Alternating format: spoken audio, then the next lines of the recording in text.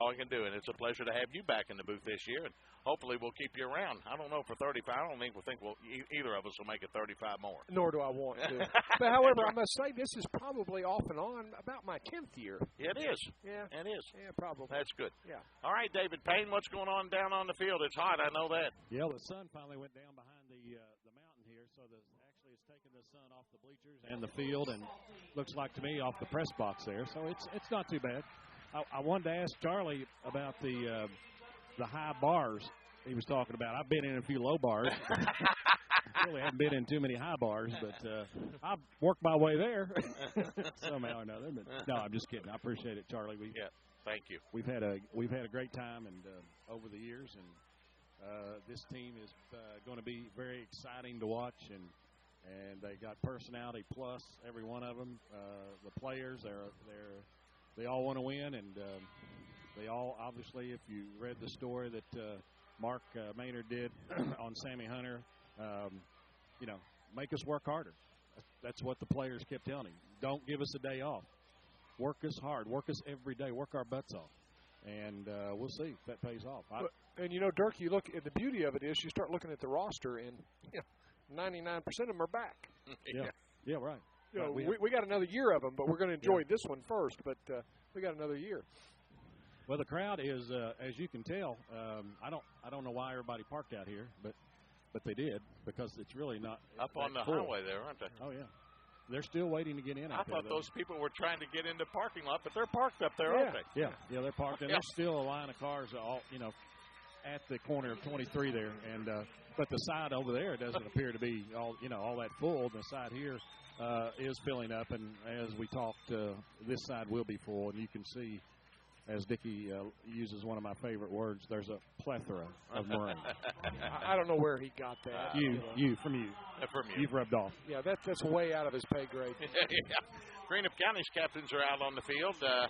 They are represented by Brad Hensley and Corey Lyle, along with Cole Potter and Brian Grayson. The Tomcat captains have not yet appeared, but hopefully we'll be able to get them out and have the flip of the coin. The facility here at Greenup County, they've not redone any of the bleachers or the press box. I think they did the press box a few years ago, and it's nice, and it does a very adequate job. But the field is absolutely gorgeous. They tell me they planted Bermuda, and you can tell because it's absolutely gorgeous. The Bermuda field is gorgeous, nicely manicured, and nicely done with the hash marks and lines and all that kind of stuff.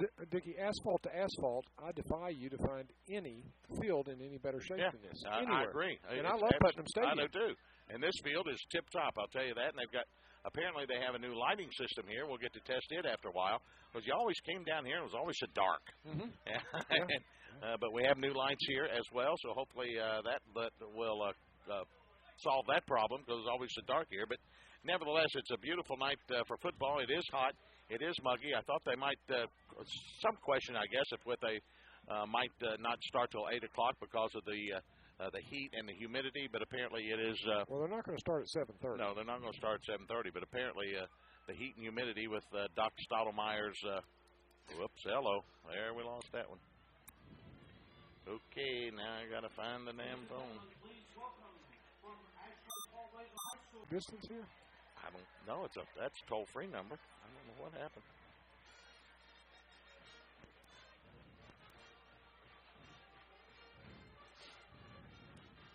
I'm here. What happened? My phone didn't. It's you. I'm blaming you. Okay, I'll be ready when you're ready.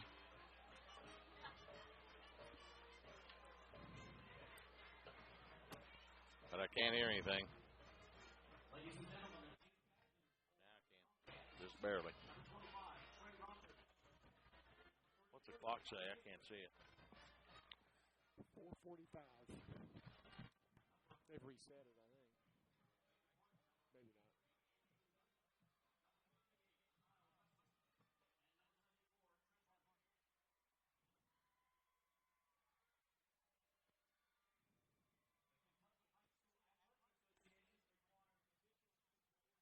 Well, we're trying to work out the bugs, and we had a little bug there to start things off, but we'll be all right. And we have the meeting of the captains for the Tomcats. Trent Hardy, Kyle Wetzel, Andrew Nunley, and Trey Rogers are out with Coach Leon Hart.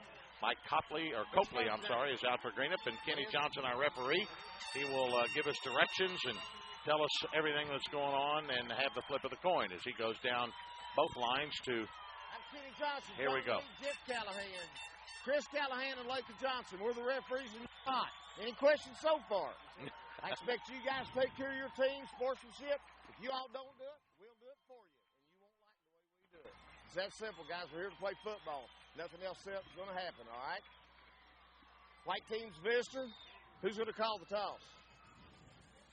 You going to call the toss? I've got the tail on this side, the head on that side. Flip it. You caught in the air. We'll kick in his hand. If I drop it, we're going to do it again, all right? Caught in the air, please. He called tail. It is tail. White team has won the toss. That's Ashland. White team has deferred. All right, Ashland won the flip of the coin. They have deferred to the second half, so the Tomcats will kick off. Greenup County will receive the opening kickoff, and we'll be back for that in a moment here on B97.1.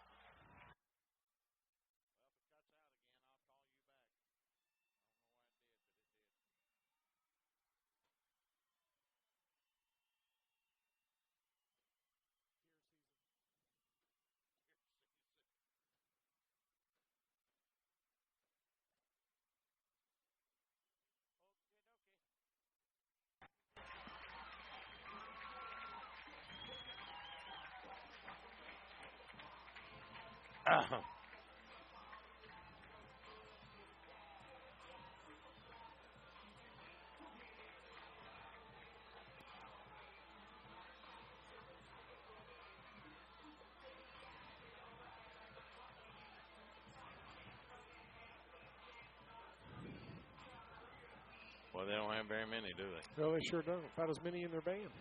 Golly. Pretty thin. It is. Of course, we get spoiled looking at that sideline. You know. Well, it hasn't been that many years ago. We were looking at 27. Exactly. I remember at Russell. Yeah.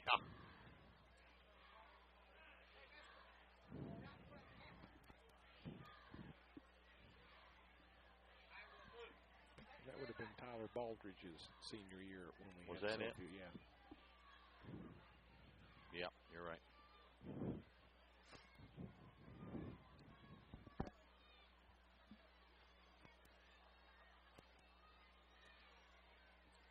Welcome back, everybody, to Lloyd, Kentucky here at Greenup County High School. We're ready for kickoff. The Cats will be kicking off from right to left on your dial as Ashland is dressed in white jerseys tonight with maroon pants and maroon headgears.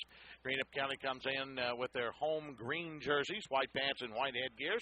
Kenny Johnson, his crew, is calling this one tonight. He's the referee, and I couldn't remember all the other names. I know his son is working one sideline. And I think the two Callahans are working as well, father and son duo as well. So that's kind of neat to have them here. All right, Logan Salo will tee it up, and we're ready to kick off the 2010 Tomcat football season. Back in double safety for Greenup County, Hamilton and Stringfellow. They're standing at about the 5-yard line as Salo awaits the go-ahead from the official, Kenny Johnson. And we're ready to kick off this season, and hopefully it'll be a most successful one for Coach Leon Hart and the Tomcats, dressing nearly 90 kids this year. 88, I think, is the exact count. That's a lot of shoulder pads. You got that right. All right. Kenny Johnson still awaiting. He's got his hand up as he stands in the Greenup County end zone. And I think we're waiting to reset the clock. It's set. I don't know what they're waiting on. I don't either. Kenny Johnson still got his hand up down to our left. No, it's not. It's at 15 minutes. Oh, 15 minutes. We play 12 minutes in high school. I'm sorry. Now they've got it at a minute 20. Now that won't work. Now we're at 12. Okay, now we're at 12. We're ready to go. 12 minutes for high school football. We play 4 quarters, and Salo's got to go ahead, and here we go. It's a little bouncer down the middle of the field, bouncing around and fallen on by Greenup County's number 5 at about the 35-yard line. Andrew Gilliand, a starting tight end. He'll start and fall on about the 33. So Greenup County's got pretty good field position. They'll start 1st and 10 at their own 33. On their first play of scrimmage last year, they started with a touchdown run from Lyle. The quarterback is Reister. He brings him out in the backfield. Number 9 is Reister. In the backfield, you've got the wishbone with double tight ends. Reister looks to the sideline from Coach Copley. I'll get it right here shortly. Double tight ends. Wishbone is tied as Reister goes up under center.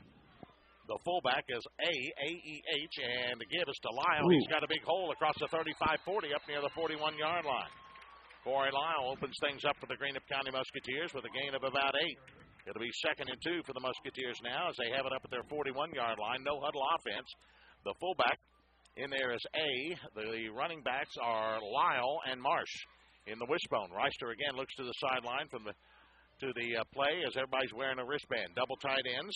They are Cottle and Gilliand. 2nd and 2 for the Musketeers at their own 41-yard line. Football up in their hash mark. Tomcats in a 4-man front. Give it to the fullback. There's A. He pounds forward. He's got the first down across the 43. Up near the 44-yard line comes A. Dickie, just as you expected, Greenup County's come out to play. They've come out to play. And if Ashland doesn't get their in gear, you know what's going to happen. A gain of 4 on the play. And a 1st and 10 for the Musketeers now up at their 45-yard line. Tomcats in a 4-man front. And the linebacking core is a little suspect, and they're going to get tested here early. Double tight ends again with Cottle and Gilliand.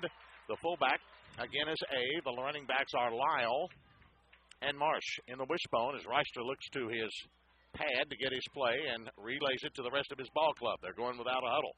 1st and 10 to 45. They give on the counter. Here comes Lyle. He's got 5, 6, fumbles the football.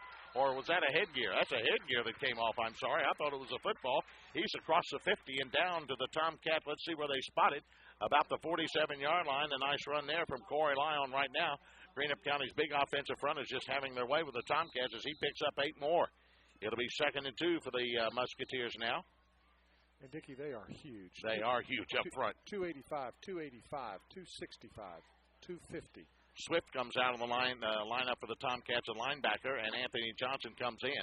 It'll be Johnson, Hardy, Justice, and Gregg along the front line for the Tomcats. The linebackers, Stafford, Johnson, Sinners, and Lucas.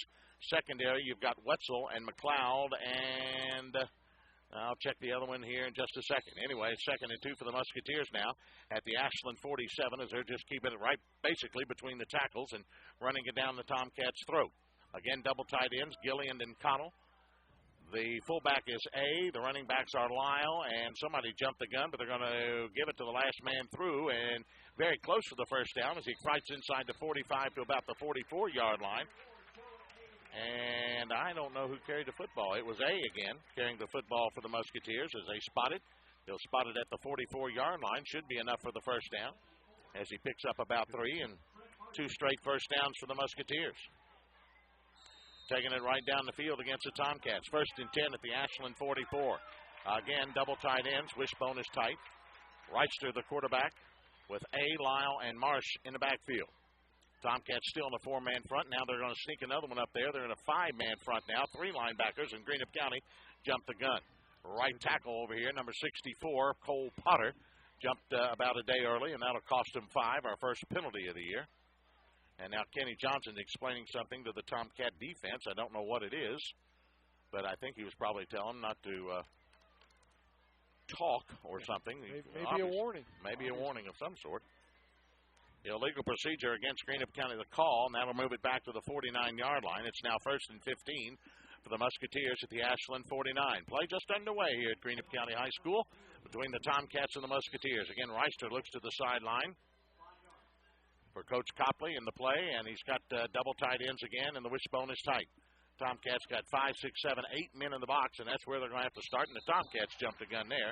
That'll be Shannon Justice. He gets into the backfield in way too much of a hurry, and that'll be offsides against Ashland. Instead of 1st and 15, it'll go back. It looks like they're going the other way, unless the official's going to turn. No? Okay. Yeah, it is against Ashland. Okay. Offsides against the Tomcats, so that'll make it back to 1st and 10 where we originally started at the Ashland 44-yard line. Okay, again, Reister looks to the sideline to get the call from his head coach. Greenup County not doing anything. No, they're just moving the They're beat. just moving it right between the tackles. They're not doing anything special. They're just coming right at you and say, stop us if you can. Greenup County, big front line up there. Wishbone is tied, double tight ends as Reister goes hands under. 1st and 10 at the Ashland 44.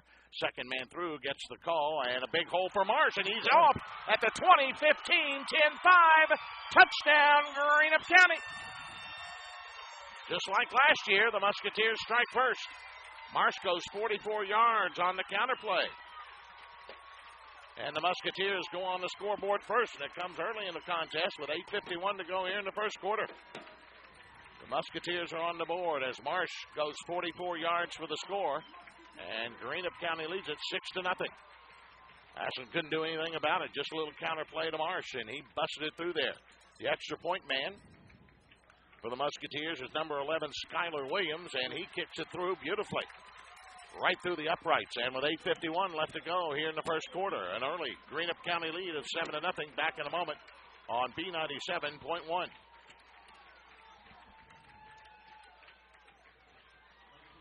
Okay. What we got there?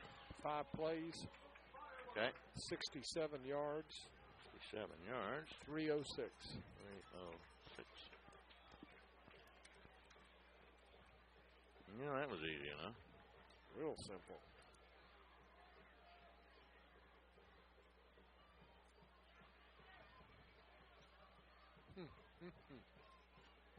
Heels or bales.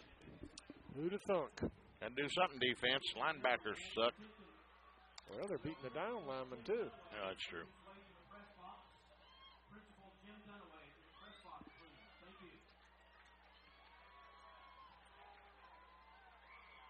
Which one's Copley? Right there. Bald head. Walking across right there? No, right there.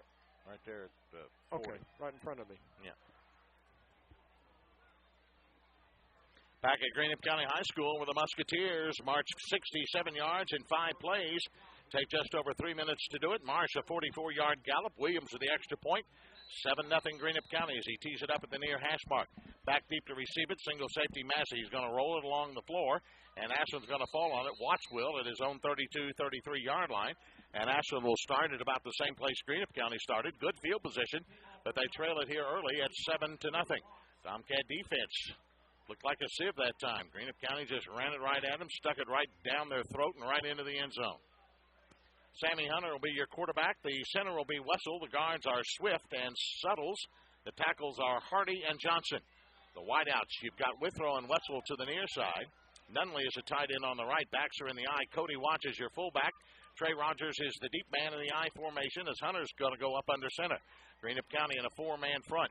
Hunter with a long count the line. Pitch back, and here comes Rogers. He's across the 35. Sidesteps one at the 40. Still on his feet up near the 44, 45-yard line comes Trey Rogers.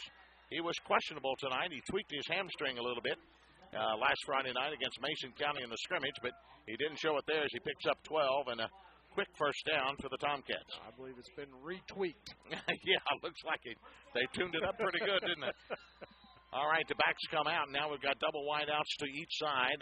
To the right, the high side of the field, the wide side. Hunter in the shotgun now. Back there to block for him is Cody Watts.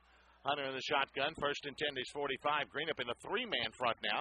They're going to give it to Watts, and here he comes. Bangs forward for a short yardage, couple of yards, up near the 47-yard line. Watts carrying for the first time ever as a varsity player. Picks up a couple. It'll be 2nd down and 8 for the Tomcats now at their own 47-yard line. Hunter going without a huddle as well for the Tomcats. He sends Withrow up on top the wide side of the field. Wetzel's going to be wing right. Watson Rogers going to be split in the backfield behind Sammy Hunter.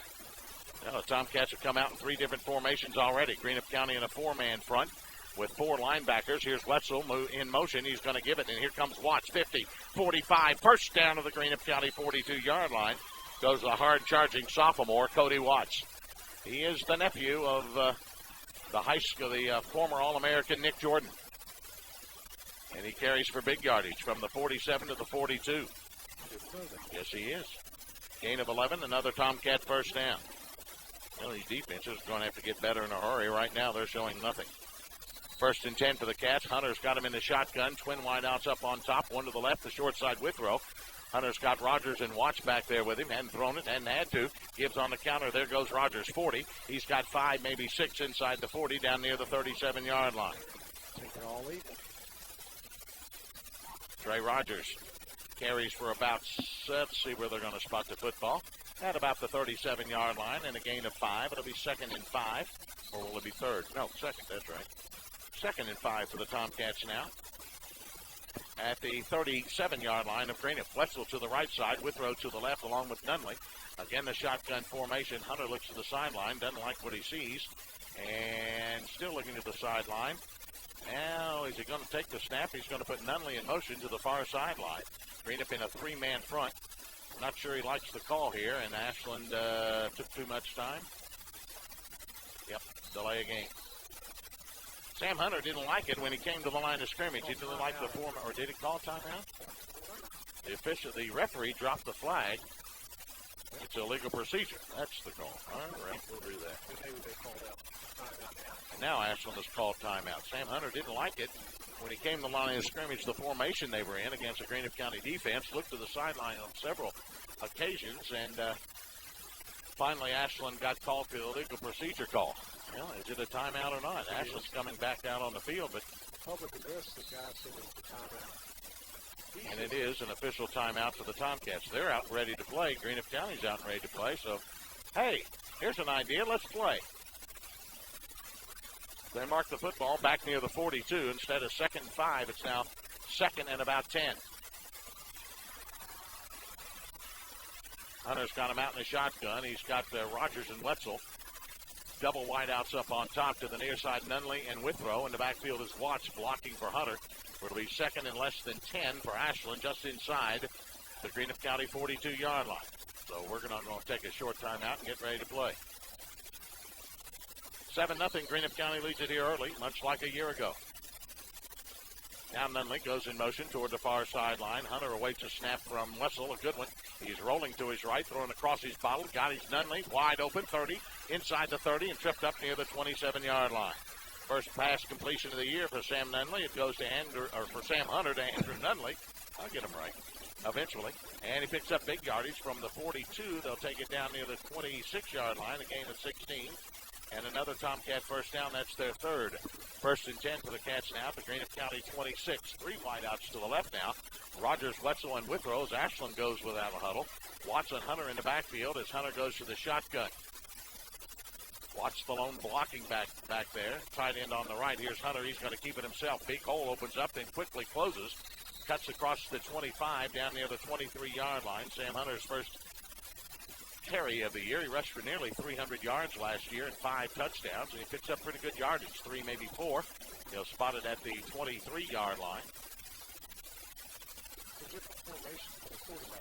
Yeah, it is.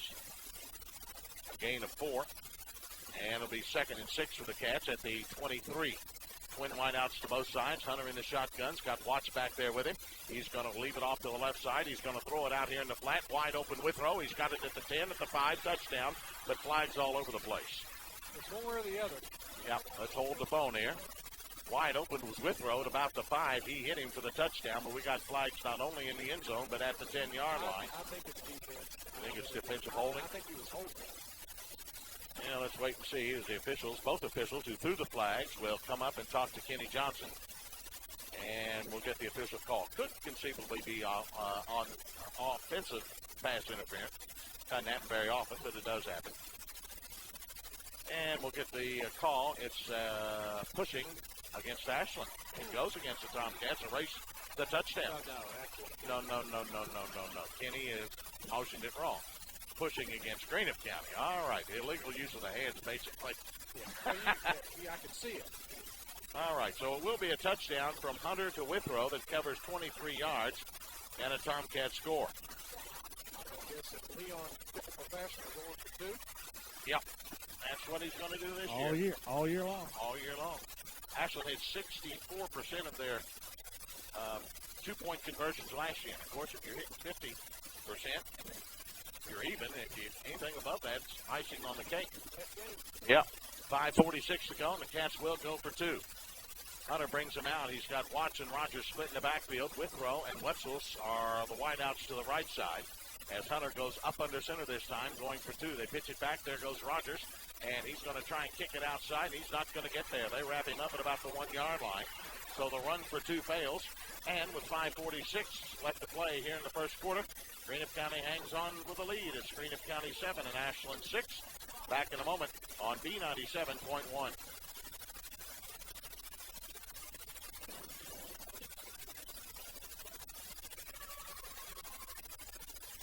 Right now, what we got? Seven plays. Okay. 67 302.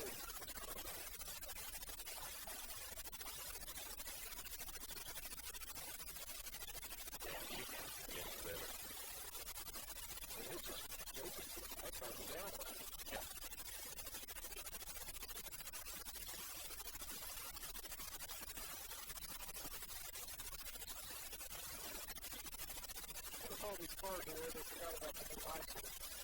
At 9:30 or so, they turn their cars around and leave their headlights.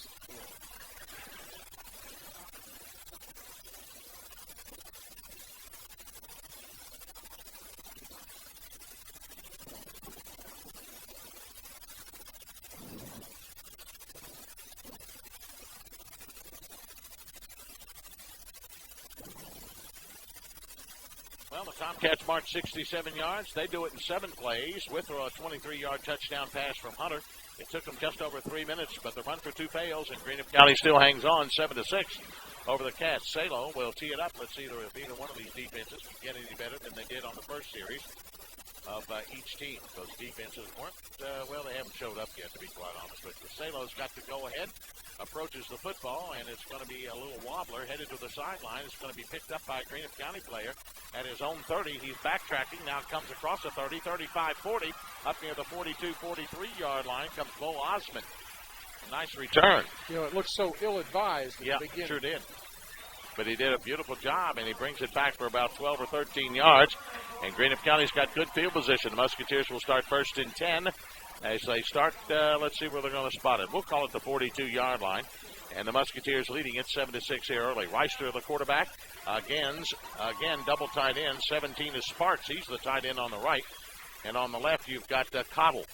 In the backfield now, a newcomer, John Kitchen, is the new fullback. Marsh and Lyle will continue to be the halfbacks in the wishbone formation.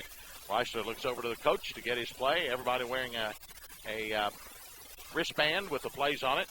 And he hollers it out. Both teams have gone without a huddle here in the early going. Kind of surprising, I guess.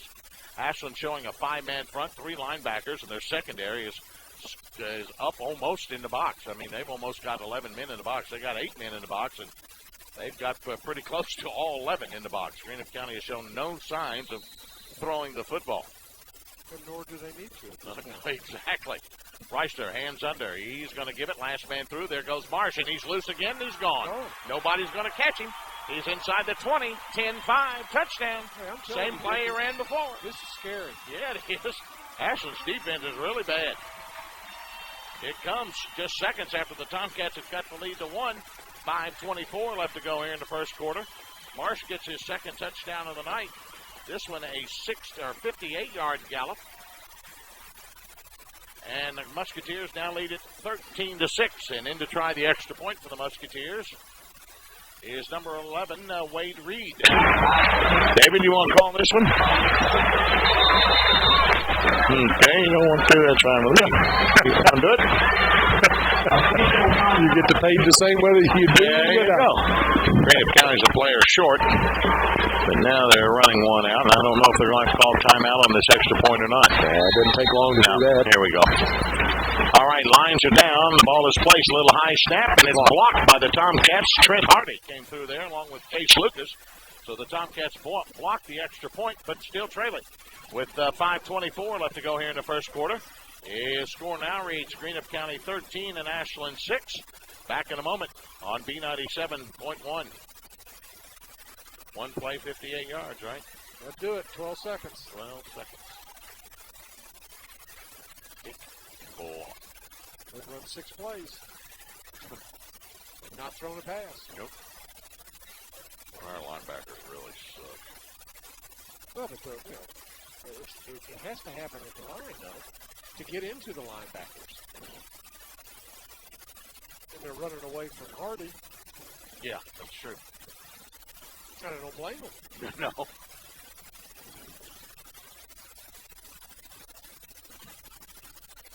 I don't know if they want to get in a track meet with us, but well, apparently they're ready. They're ready to get in a track meet.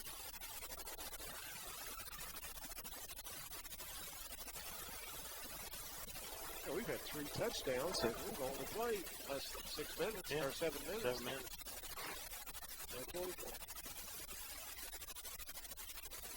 Well, let's see if somebody can kick the football.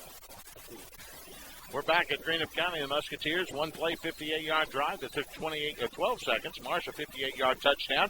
Kick was blocked. It's 13-6.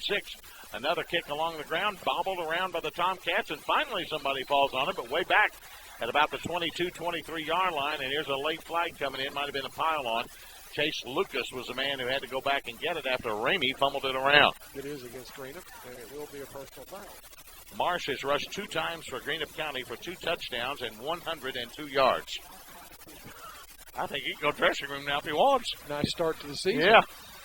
It'll be a personal foul against Greenup County for piling on after Chase Lucas had fallen on the errant football. And they're going to mark off 15 yards on the personal foul instead of Ashland starting about the 22. That'll bring it up to the 35, 38-yard line. And Ashland's got good field position. They'll start 1st and 10 at their own 38, but they trail it by 7 at 13-6. Sammy Hunter is your quarterback. Tomcats do go to a huddle this time. Withrow and Rogers wide left. To the right, Nunley and Wetzel, the wide side of the field. Hunter in the shotgun. Watch is back there to block for him. Greenup County's got 3 down linemen and then 4 linebackers. And Rogers comes in motion. Here's Hunter to throw. Out of the pocket, got Wetzel across the 45, up near the 50, and down near the Greenup County 49-yard line. Just a little slant across the middle. And Wetzel picks up good yardage. Another Tomcat first down. Their 5th of the night already. As he takes it from his own 38 to the 49, a gain of 13.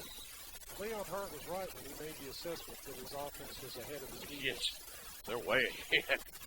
Twin wideouts to the left, one to the right in the shotgun, and flanked on both sides, Rogers and Watts. Hunter on the options, going to flip it out. Here comes Watts, needs a block, not going to get it, and goes down back at the 50-yard line, a loss of about 1. The option play was too slow developing.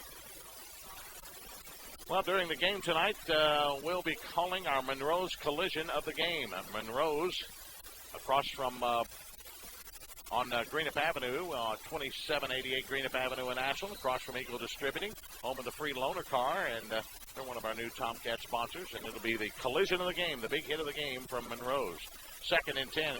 Here's Hunter looking. He's got his man. That's Rogers, 30. Inside the 30, sidesteps a man and gets it to the 28, maybe the 27-yard line. Another nice pass from Hunter. This time to Trey Rogers, his first reception of the year, and that'll take it from the Greenup County 49. He'll spot it back upfield about the 27, a gain of 22 more. Sam Hunter has now passed 4 for 4 for 74 yards, and he has 4 first downs through the air. Again, the shotgun, trip wideouts to the left. Now Stafford, Nunley, and Withrow. One to the right in Wetzel. They give short side. Here goes Rogers, and they got him in the backfield, and down he goes. A loss in the play of a couple. And Dickie, I'm just not real sure of what I'm seeing, and maybe you can correct me, but our down line, both sides of the ball, are really falling short. Yes, they have. You know, anytime Hunter's thrown the ball, he's had to run out of pocket in order to get the time he needs to throw it. And, of course, there's nothing happening with our backfield being able to get through. Right. And we know we've talked about the defensive line. Wideouts to the left, 3 of them, one to the right in Wetzel. Hunter in the shotgun, rolling left, under pressure now. Better get rid of it. Does. He's got his man Nunley, but a short gain down near the 25-yard line. He was being pressured that time. Tomcats again doing a poor job protecting Sammy Hunter. And he comes up limping. A little game in that right leg as he picks up about 5. And it'll bring up 3rd down. Our first attempt at a 3rd down conversions this year for the Cats. And for anybody in this game, nobody's had a 3rd down conversion until right now. 3rd down and long for the Cats, about 9 at the Greenup County 26. Withrow to the left. Hunter in the shotgun. He puts Rogers also to the left, Wetzel to the right. And in the backfield is Stafford. Now Rogers is going to come back into the backfield. Here's Hunter to throw in the pocket. He's looking. He's got all day. Throws it downfield. Got Nunley inside the 15 down to about the 11-yard line. Nice throw from Hunter to Andrew Nunley. Nunley seems to be shaking loose. Nobody's really guarding him, and Nunley's getting loose and picks up a Tomcat first down. That's their 7th. As they take it right down to the 10, where it'll be first and goal. A gain of 13. Obviously, Greenup County has no answer for the passing game. No. So it would make sense to perhaps stay with it. Withrow is a wide out to the right. In the slot right is Wetzel on the wing. He comes in motion, backs a split, and Rogers Stafford. Rogers gets a call to the 10, to the 5, down to the 2. Maybe the 1-yard line goes Trey Rogers. Sets up second and goal for the Tomcats. He'll spot it probably back out near the 2-yard line. Time called by the Greenup County Musketeers. It comes with just a minute 45. Well, the clock continues to roll. Stop the clock, fellas. It's at 1:44. As the Musketeers call their first time out of the night, as Ashland will have its second and goal from about the 2-yard line. Vicky, you've seen him play both the scrimmages, I think. Yes, saw the inter-squad scrimmage and then last Friday against Mason. What was your impressions defensively with Mason? Because you came back to the office saying, they're going to be good. Yeah, and I think Ashland will be. And as Leon Hart says, their offense is way ahead of their defense. The defense tonight is, and I thought Ashland played pretty good defense against Mason County last week. But right now they're getting bullied up front. They really are. And it's the big guys. The big guys are just shoving them around. Ashland may be quick, but Greenup County is just coming right at them and just bullying them around and just pouring right over them. And Ashland's they're either going to have to do one of two things. They're either going to have to put 7 or 8 men up there on the line of scrimmage or in the box and try and stop them, or and then Greenup County may start to throw the football. It's a good option for them. Sure is. All right, in the backfield, you've got Stafford and Rogers. Again, Withrow is a wide out to the right side, and Wetzel's going to be your wingman on the right as Sammy Hunter goes up under center on second and goal from about the 2. Greenup County in a 4 or 5-man front. They've got 3 more linebackers tucked in there. They give it to Stafford, and he ain't going to get there. He got held up in the line of scrimmage for no gain. We're not going anywhere between the tackles. Nope, not going to happen. In that kind of situation. No. Greenup County's just too big, and right now they're too strong. They're just overpowering the Tomcat offensive line. They'll mark it at the line of scrimmage. It'll be 3rd and goal for the Tomcats at the Greenup County 2-yard line. Ashland's going to have to spread them out. Greenup County with a lot of meat on that front line, including Hampton. He's their football player or basketball player turned football player. Big kid, 6'5", 285. Ashland spreads them out. Twin wideouts to both sides. In the backfield, Rogers. Hunter in the shotgun. Looks into the end zone for Wetzel, and he's got it for the touchdown Tomcats. Or does he? He lost it. No, he lost the football, they say. All right. Never had it, Mickey. I thought it looked like he had it from this vantage point, but it'll be incomplete, and the Tomcats are forced with a 4th and goal at the Greenup County 2. Ashland trailing at 13-6. As we near a minute left to go here in the first quarter of play. The Cats trailing. 4th and goal for the Tomcats at the 2. Ashland going without a huddle. Hunter goes to the sideline to get the play from head coach Leon Hart. Wetzel and Nunley will go wide to the right side. Stafford and Withrow will come left. And Hunter will line up in the shotgun with Rogers back there with him. Big stand for the Musketeers right here, and a big offensive stand for the Cats if they can punch it in.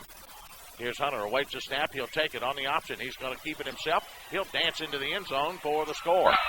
Sammy Hunter goes in from 2 yards out, and the Tomcats have tied it at 14. And it comes with just 46 seconds left to go here in the first quarter. Our 4th touchdown of the first quarter. You can tell there's not much defense here tonight. Got a whole bunch. 2-yard run by Sam Hunter. The Tomcats will go for 2 with the score tied at, with Ashland trailing by 1, 13-12. 6 and 6 is 12, isn't it? Right. So the Cats can get the lead. They trail it by 1 again. Wetzel goes to the right, to the near side. You've got Nunley and Withrow. Hunter in the shotgun formation. He has Stafford and Rogers back there split, flanking him on both sides, going for 2. Hunter takes a snap, looks into the end zone, floats it up there for Withrow. He's got it for the 2-point conversion. And with 46 seconds left to go here in the first quarter, it's Ashland 14, Greenup County 13. We'll be back in a moment on B97.1.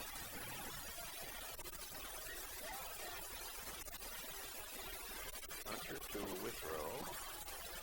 Cats. Okay, what have we got now? 9 plays, 9 plays. 62 yards, 4:33. All righty.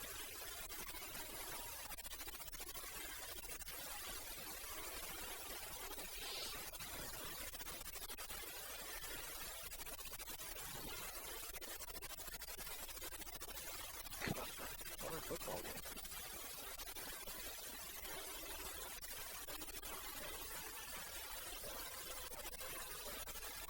Well, let's see. We've had our first third and our first fourth down conversions. I forgot to write that fourth down.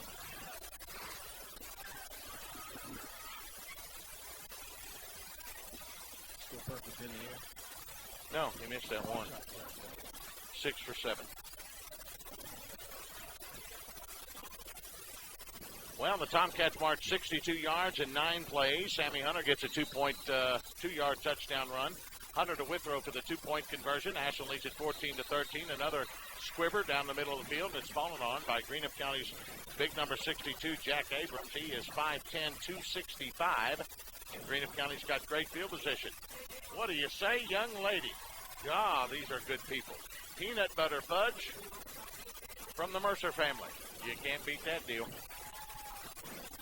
Danny Mercer's wife makes the best peanut butter fudge. You guys should try some of that. Unbelievable. Anyway, Greenup's got great field position. 1st and 10 at their 47, but they trail it now 14-13. Again, double tight ends. You've got Webb, number 17, Sparks, on the right side. Cottle on the left. Again, the fullback is 34A. Lyle and Marsh are the running backs. Marsh has had his way. They give it to Lyle. Straight up the gut. He's got 2, 3. He breaks tackles. He fumbles the football. Tomcats will fall on it back at the 34-yard line. Lyle coughed it up after he had broken tackles and it nearly picked up a first down. Yeah, I wanted to make sure you said that. That's why I lifted my finger up there, because he had broken through past the linebackers. Yeah, Ashland had done a very poor job of tackling Lyle at the line of scrimmage. They had him, and he broke a couple of tackles, and he just fumbles the football for 34, and I didn't see who came off the bottom of that pile, but it was a Tomcat. David, did you see who it was? Who? Stephen Ramey. Good to have him. I know his dad's listening. Good to have Larry here with us as a spotter. Yeah, there you go. Excuse me? Thanks, David. Larry Sloan's up here with us filming. Hunter in the shotgun. Twin wideouts to the left, twins to the right. Hunter across his body, throws upfield. He's got his man. That's Wetzel up at the 44, 45. And up near the 46-yard line comes Sam Hunter and the Tomcats. And the officials stop the clock with 18.2 seconds to go. Clock operator's not doing a very good job, to be honest with you. Ashland picks up their 8th first down, and it's a gain of about 12, 13 yards there. Sammy Hunter's now thrown for over 100 yards. Hunter goes to the sideline to get the play. I don't know if they'll get this one off. 1st and 10 for Ashland at their 46-yard line, and Hunter will say, nope, we're not going to take it. We're at the end of first quarter of play, and it's all offense. It's Ashland 14 and Greenup County 13 at the end of one. We'll be back in a moment on B97.1.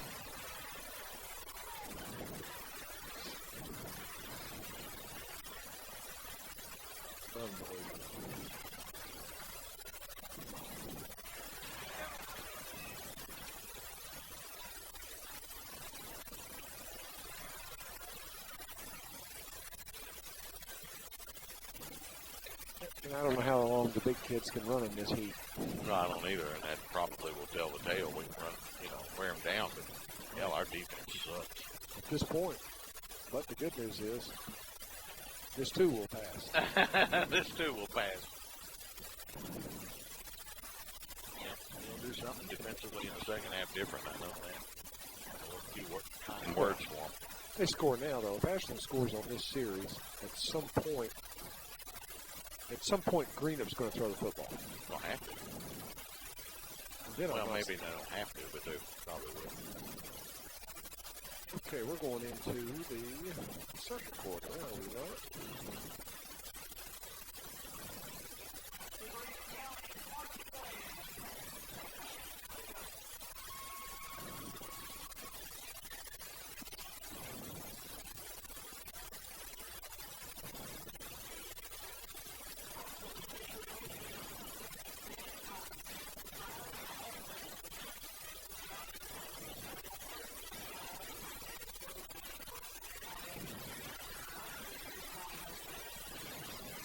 Tomcats have it 1st and 10 at their own 46-yard line as we start the second 12 minutes of play. Tomcats leading it 14-13 over the Musketeers of Greenup County after the Musketeers fumbled the football away. Sammy Hunter's your quarterback. Wessel still out over the football. You've got Suttles and Swift at the guards, Johnson and Hardy at the tackles. Wetzel's a wide out to the near side. Nunley and Withrow are up on top. Hunter's the quarterback in the shotgun. Stafford and Rogers are back there with him. Tomcats have rushed for 42 yards and passed for 105. All right, here we go with the Cats leading 14-13. Hunter goes up under center. Nope, he's going to go to the shotgun formation. Greenup with a 3-man front. Takes a snap, gives on the counter. No, he's going to roll to his left. Looking downfield, got his man Nunley inside the 40, the 39, maybe the 38-yard line. Greenup County right now has no answer for the Tomcat passing game. Absolutely none. How many receptions has Nunley had? Nunley so far has 1, 2, 3. That's his 4th. Another Tomcat first down, their 9th first down of the night. 1st and 10 for the Tomcats at the 39-yard line of Greenup County with Ashland leading at 14-13 and driving again. Twin wideouts to both sides. Hunter in the shotgun. Watts is back there with him. He's going to give it to Watts, and here he comes. Oh, that's Rogers, I'm sorry, at the 35. Hurdles a man at the 30. He turns the sideline at the 25, and they finally run him out of bounds at the Musketeer 24-yard line. Nice run. Nice run by Trey Rogers. Whoop, back upfield, we got a flag. Hold the phone, kids. Still a nice run. Yeah, it was. Probably a hold or a clip. It's going to be holding against Ashland. So that'll nullify a nice first down run of 10 yards for Rogers. And the point of infraction about the 34-yard line of Greenup will mark it back 10. Third penalty of the night against the Tomcats. We'll take it back to the 44. They mark it at the 47. If the penalty is with the 34, then it goes to the 44. It's 10 yards. It's not 13. So they mark it back to the 47. First down all over again. First and about 16. Withrow goes to the left, and the near side, Wetzel and Nunley. Is it not at the point of infraction? Yeah, which was that flag was at the 34. That's where they dropped it anyway. That was the line of scrimmage, though. Nope. No? Line of infraction. Gotcha. Hunter goes to Nunley. Got him again. There he goes, 40, 35, 30, down the sideline, and they run him out of bounds after a first down at the Greenup 24-yard line, just right across the middle. Mr. Andrew Nunley, he's having a big night, as is Sam Hunter. And they'll spot the football at the 24, a gain of 23 and another Tomcat first down. That's their 10th of the night. 8 of them will come through the air. And just for hoots and giggles, at halftime, look up how the receptions, single game reception record is. 8? 8. I know, but I can't remember who has it. Well, I think it's going to be broken tonight. Yeah. Could be. Wideouts to the right, 3 of them, 1 to the left. They give it. Here comes Rogers. Big hole, 20, 15, sidesteps a man, 10, 5. Touchdown, Tomcats. No flags. Trey Rogers goes in from 23, 24 yards out. And the Cats have busted this one open to a 20-13 lead in the second quarter. And it comes with 11:08, or is that an 8 or a 3? It's a 3. That's a 3. I got new glasses, too, and it still doesn't help. Cats will go for 2, now leading at 20-13 with 11:03 to go in the half. Stafford and Withrow to the right, Wetzel and Nunley to the left. Hunter in the shotguns, got Rogers back there with him. And what's going on? Can't be too much time. Did they throw a flag? Yeah. Oh, I didn't see the flag. Illegal procedure against Ashland. All right. Nunley was the man moving. And he's upset about it. Yep. And apparently that's twice he's done it, so whatever he's doing wrong. He's not doing anything wrong catching the football, but whenever he starts in motion, he's doing whatever. What's he doing wrong, Bob? Okay. Bob Coon's up here with us, too. He's catching the football well, but he's not going in motion very well. He dipped. He bit? Dipped. Dipped? Mm-hmm. What's dipping? What's dipping? I think it's where you put this stuff between your cheek and gum. Dip? You got dip in there? 5 yards. 5 yards, whatever. Ashland goes for 2 now from the 8. So Stafford and Withrow to the right, Wetzel and Nunley to the left. Rogers is the lone man back there for Hunter in the shotgun. He's going into the end zone for Withrow. He's got it. Great catch for Withrow to go up and get it. And with 11:03 left to go here in the first half, it's now Ashland 22 and Greenup County 13. We'll be back in a moment on B97.1.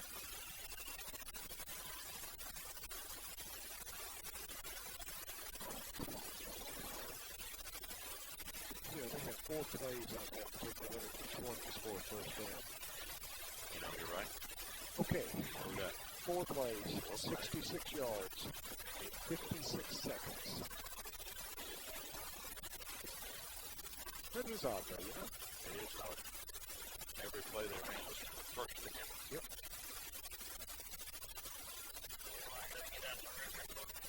I'm just as sure as heck that this kid's going. Most catches in the game. Most pass receptions in the game at 8. Matt Johnson and Nick Schweitzer. This is going down. He's got 5 already. Schweitzer. You remember him? Who? He said Schweitzer. Schweitzer. Oh, Nick Schweitzer. Schweitzer. it's Schweitzer. Well, I'm sorry. Schweitzer and Johnson. Boys. Tomcats go 4 plays, 66 yards in less than a minute. Rogers gets the touchdown after the fumble set it up. And Hunter hits Withrow for the 2-point conversion, and Ashland now leads it 22-13. But their defense still not very good. You know, my wife said she was going to listen to the game tonight. I just don't think she will. You don't think so? Too many commercials already, probably. We've had 5 touchdowns already. And we've only played a minute and a half.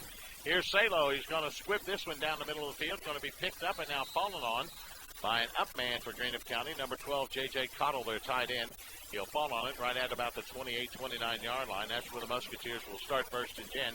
But they trail it now by 9 at 22-13. Musketeers have had their way offensively against Ashland. They've rushed for 127 yards, have 4 first downs. Haven't had to attempt a pass. And they'll start first and 10 at their 28. Again, the double tight ends in Cottle and Sparks. The running backs, the big fullback is now Kitchen. Lyle and Marsh are the halfbacks in the wishbone as Reister looks to the sideline to get the play from head coach Coakley. Reister, the transfer from Raceland, started here at Greenup, went to Raceland and back here, 6'1", 195 senior, up under center. The Tomcats now in a 6-man front. They pitch it back to Marsh, trying to get outside. There's a hole. They finally call it. Marsh breaks a tackle at the 30, 35, 40. He's still breaking tackles up near the 50. A great run, but they'll bring it back on the holding call. If I can see it with my tired eyes. I agree. They were holding Cody Watts. They were holding number 35, Cody Watts. And that'll be a gain erased of about 22, 23 yards, and they'll bring that one back. Nice run, though, and again, 4 tackling demonstrated by the Tomcats. Good point. Excellent point. They had him wrapped up on several occasions, and I know he's a good hard runner, but he's not that good. Well, he's not that big either. No, and they're going to face a lot better. He's 5'11", 185 pounds. The point of infraction was about the line of scrimmage. They'll take it back inside the 15-yard line to about the 13, the 12. Well, no, 12. No, it was deep in their backfield. Okay. Yeah. Well, that's been their worst field position because we have not been able to. We're placing the ball where we want to place it, but I mean we're giving them. Yeah. You know, we're giving them what 10, 15, 30 yards head start. First and 26 for Greenup at their own 12-yard line. Reister again looks to the sideline for the play. In the backfield, Lyle and Marsh are the halfbacks in the wishbone with Kitchen, the big hard-charging fullback. Reister up under center with double tight ends. Ashland's gone to a 6-man front. Now Reister backs off, and he's going to have to call a timeout because he doesn't like the way things are looking for the Musketeers as they go against the Tomcat defense. Ashland has gone to a 6-man front. They have abandoned the 4-4 defense they play. And they put 2 more linemen up there. Basically, they moved 2 linebackers up on the line of scrimmage as Greenup calls for a quick timeout as they go out. Coach Copley goes out to talk to his offensive unit. Tony Love goes over to talk to his defensive unit.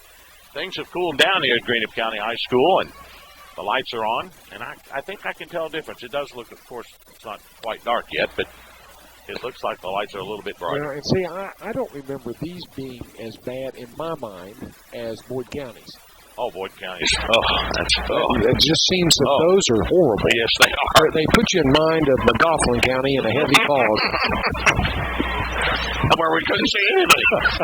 You remember that game, 6-0, and we couldn't call the touchdown, even though it wasn't ours. Yeah, exactly. Dirk had to call it from the sideline. He couldn't see it. And we know he wasn't running with the play. Oh, no, I promise you that. That's awful. That was one of the worst experiences ever. And unfortunately, love their hearts, they had 4 people in their band, and you could only see 2 of them.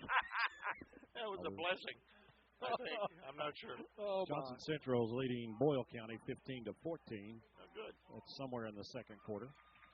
First and 26 for Greenup. They started their own 12 after the holding call. They're backed up now. Again, the double tight end formation.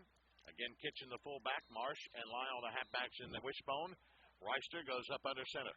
First and long, Tomcats with a 6-man front. Now he's going to back off again and look to the sideline for the play from the coach. And they're going to change it.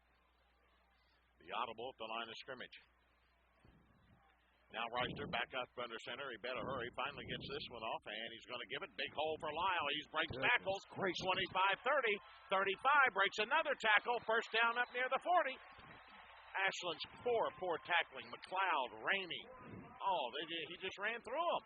Just poor tackling. Unbelievable.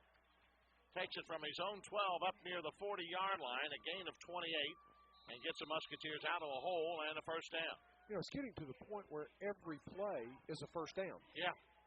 Well, on that, what did you say, the last drive, 4 plays, and they had 4 that first was down. Ashland. Yeah. And now Greenup. First and 10 at their 40. 1 play, first down. Ashland in a 5-man front now a 4-man front. They're cheating their linebackers up. Ashland's just getting manhandled up front. Getting beat to death. Reister is the quarterback with double tight ends. Wishbone is tight. First and 10 at the 40. Give to the fullback. Here he comes. Straight up the gut. That's Marsh who carries for 5, maybe 6 up near the 45, 46-yard line. You know what? Put more men in the box, fellas. Gain of 6. Let them beat you with the pass. Yeah. You're going to beat me, you're going to have to throw the football. Marsh, 3 carries now for 108 yards. Second and 4 for the Musketeers at their own 46-yard line. And he had what, a 20-some-yarder call back? Yeah, he did. Reister again, no huddle offense, looks to the sideline to get the play from Coach Copley. Marsh and Lyle are the halfbacks. Kitchen the fullback. Double tight ends in Sparks and Cottle. Second and 4. Ashland's going to cheat. They got 8 men in the box this time. They're going to give it outside. Here comes Marsh. 50, breaks the tackle, and he's gone. They won't catch him. He's inside the 20, 10, 5. Touchdown, Greenup County. Unbelievable. Ashland is just, this is embarrassing for the Tomcats defensively. Absolutely embarrassing. 54-yard, and that is Ramey who's down on the field. Musketeers crawl within 3 now, 22-19. With 9:03 left to go in the half. Lots of time left in this one. Marsh gets his 3rd touchdown of the night. This one a 54-yard run. Unbelievable. 54 yards. That gives him 164 yards rushing in 4 carries and 3 touchdowns. You know, I don't know math very well, but that's over 40 yards a carry. Yes. That's awful. That is awful.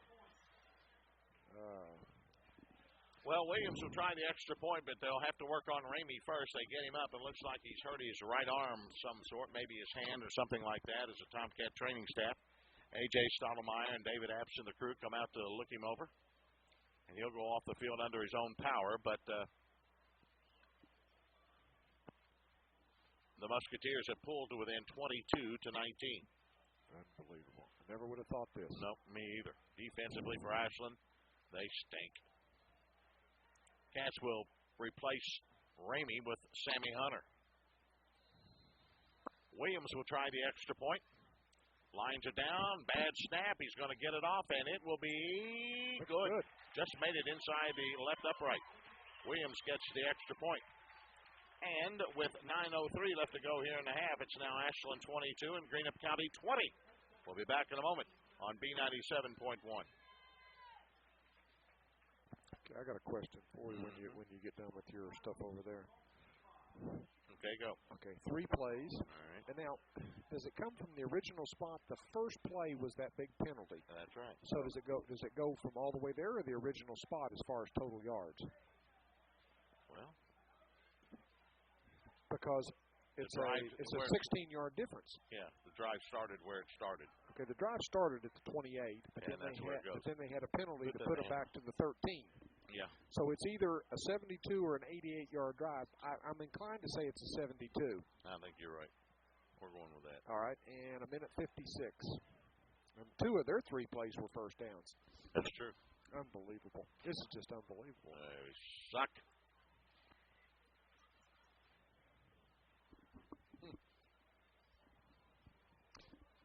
And let's face it, offensively, by and large, it's been Sammy Hunter. Oh, yeah. Well, we're back at Greenup County High School, where Ashland's lead is trimmed to 2 at 22-20 after the 72-yard 3-play drive. Marsh gallops 54 yards for the score. He outruns everybody. I thought Ashland had some speed, but Greenup County may have a little bit more because nobody has been able to catch Marsh. He's clipped up a 44-yard touchdown run, a 58-yard touchdown run, and a 54-yard touchdown run. Ashland's got nobody that can catch him. So, Ashland, can talk about Ashland's speed all you want to, but it's not there right now. And defensively, the Tomcat defense is just, they are poor, very, very poor. They're getting bullied up front, getting run over, and they're getting out quick on the corners when the guy decides to go outside. Well, if you've come to watch offense, this place to be. A lot of three-point shooters out here today. Yeah, buddy. Goodness gracious. Nothing in the paint, all three-point shooters. If you've come to... if you want to watch a defensive battle, you better go watch Ohio State and Michigan. Yeah, because this ain't going to kick it. All right. It'll be Williams teeing it up to our right, kicking off at the 40. Massey's back in single safety at the 10 for Ashland with a 2-point lead. Williams going to squib it along the middle of the field. It's going to be picked up by Cody Watts at the 30, 35-40. Still on his feet up near the 43-44-yard line. Don't forget, sometime tonight we'll award our Monroe's Collision Center Collision of the Game. A big tackle, a big hit, or a big collision of the game. Sponsored by Monroe's Collision Center at 2788 Greenup Avenue in Ashland. And our big Tomcat hit of the game will get a free Collision of the Game T-shirt from Monroe's. 43. Ashland will start their 43, leading at 22-20. Well, we talk about Ashland's poor defense. You got to credit Greenup County's defense with playing very poorly too. They're not very good either. Wide to the near side comes I don't know who that is. It looks like maybe somebody new. Twin wideouts to the left. Now Nunley comes in motion. Hunter in the shotgun. Going to give on the counter. Here comes Rogers. He's at the 45-50. Outside he goes. Inside the 45 to the Greenup County 48. 44. That was Logan Salo, who was the wideout to the near side. He was giving somebody a breather, probably Wetzel. And a nice pickup on the play from the 43 down to the 44. Gain of 13. Another Tomcat first down. That's their 12th of the game. 60 yards for rushing for Rogers tonight in 6 carries. Withrow to the left, Salo to the right. And Nunley is going to be a slot man on the short side, the right side. Stafford and Rogers in the backfield for Hunter. Sammy Hunter, the junior quarterback, in a shotgun. Nunley comes in motion, now goes in motion to the far sideline. They give it on the counter. There goes Stafford, and he's not going to get a thing. He got back to the line of scrimmage, maybe. Just a little bit slow hitting that line is John Stafford. Hesitated just a bit, and that's all Greenup County needed, and they lost a yard. I just can't get over the size that Greenup County down low. They're huge. They're second and 11. Big kids. Ashland's got it, the Greenup County 46. You better score every time you get your hands on the ball, or you're going to be behind. Nunley, Rogers, Salo to the right. To the left goes Withrow. Lone man back there with Hunter is Watts. Here's Hunter rolling to his right. Throws across his body, looking downfield. He's going to go. And it's intercepted. It sure was. He did. Yep. Great interception by Stringfellow, number 19. He just picked that one off with 1 foot in bounds. Great job by Stringfellow. And Hunter throws his first interception of the year.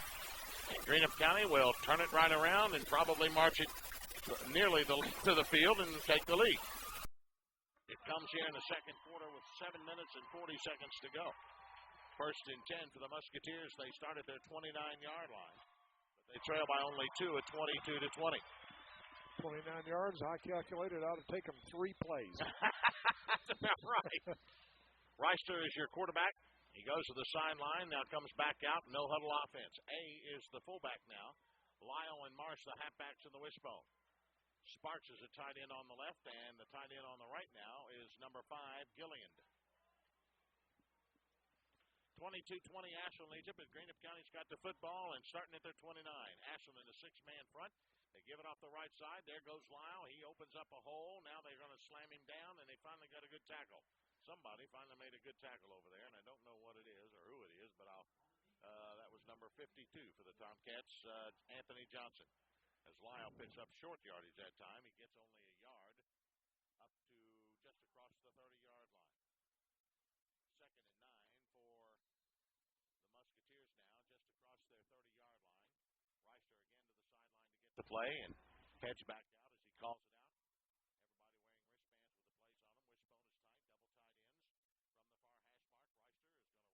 the place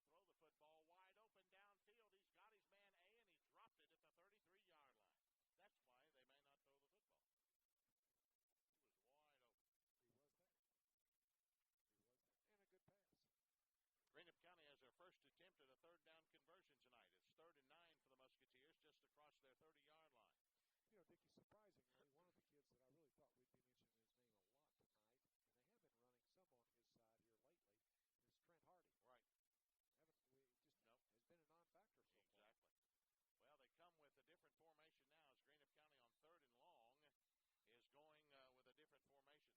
Wishbone is tight, double tight ends from the far hash mark. Reister is going to roll, looking to throw the football wide open downfield. He's got his man A, and he dropped it at the 33-yard line. That's why they may not throw the football. He was wide open. He was there. And a good pass. Greenup County has their first attempt at a 3rd down conversion tonight. It's 3rd and 9 for the Musketeers, just across their 30-yard line. You know, Dickie, surprisingly, one of the kids that I really thought we'd be mentioning his name a lot tonight, and they have been running some on his side here lately, is Trent Hardy. Right. Has been a non-factor so far. Exactly. Well, they come with a different formation now as Greenup County on 3rd and long is going with a different formation. They've abandoned the wishbone. They've got too many players on the field. They got 12. Can't have it 11. Stringfellow comes off. They got 2 wideouts to the near side. That is Hamilton and Osmond. One to the right side and Hensley. One to the right side and Gillian. And now Greenup County's going to have to burn their last time out of the half because they couldn't get in the right. They were trying to get in the formation, the right formation, but they didn't get there. So the Musketeers have got to burn their last time out of the half. Trailing at 22-20, they have a 3rd and long, just shy of their 31-yard line. And you know, Dickie, for Greenup, this is one of those pivotal points in a game. You know, this is a big play. It sure is. We haven't had a punt yet, and I'm sure that's what Ashland like to do is make the Musketeers punt it away. You know, for that matter, we haven't had a kickoff, a real kickoff yet. No, we haven't. We've had squib kicks. Yeah, neither team seems to be able to do that, which is unusual. Yes. Well, it's 3rd and 9 for the Musketeers as Coach Copley goes out and talks to his offensive unit as he's going to spread the field this time rather than come with a wishbone attack. Reister is still the quarterback. And you know, Dickie, maybe it's just me, but in this first half, both teams, I just don't see a lot of fire in it. And maybe it's the heat. Maybe it is. Twin wideouts to both sides for Greenup. Lyle is the lone man in the backfield. Reister is in the shotgun formation now. And Reister looks to throw. He pumps. Now he's going to give on the delay. Here comes Lyle. First down across the 35-40. He cuts it outside. McLeod runs right through him. Up to the 43, 44-yard line comes Lyle. Tomcats just very, very poor tackling. How do you do that?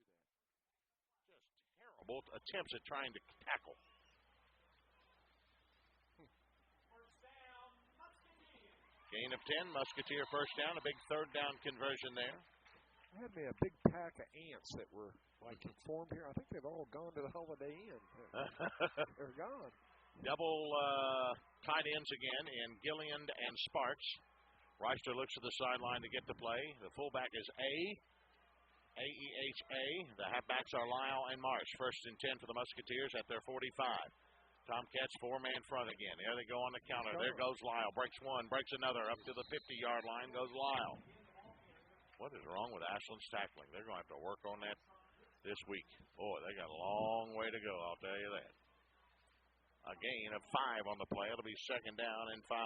Well, part of the problem, and I'm watching now with the binoculars, Dickie, part of the problem, they're just putting some big holes.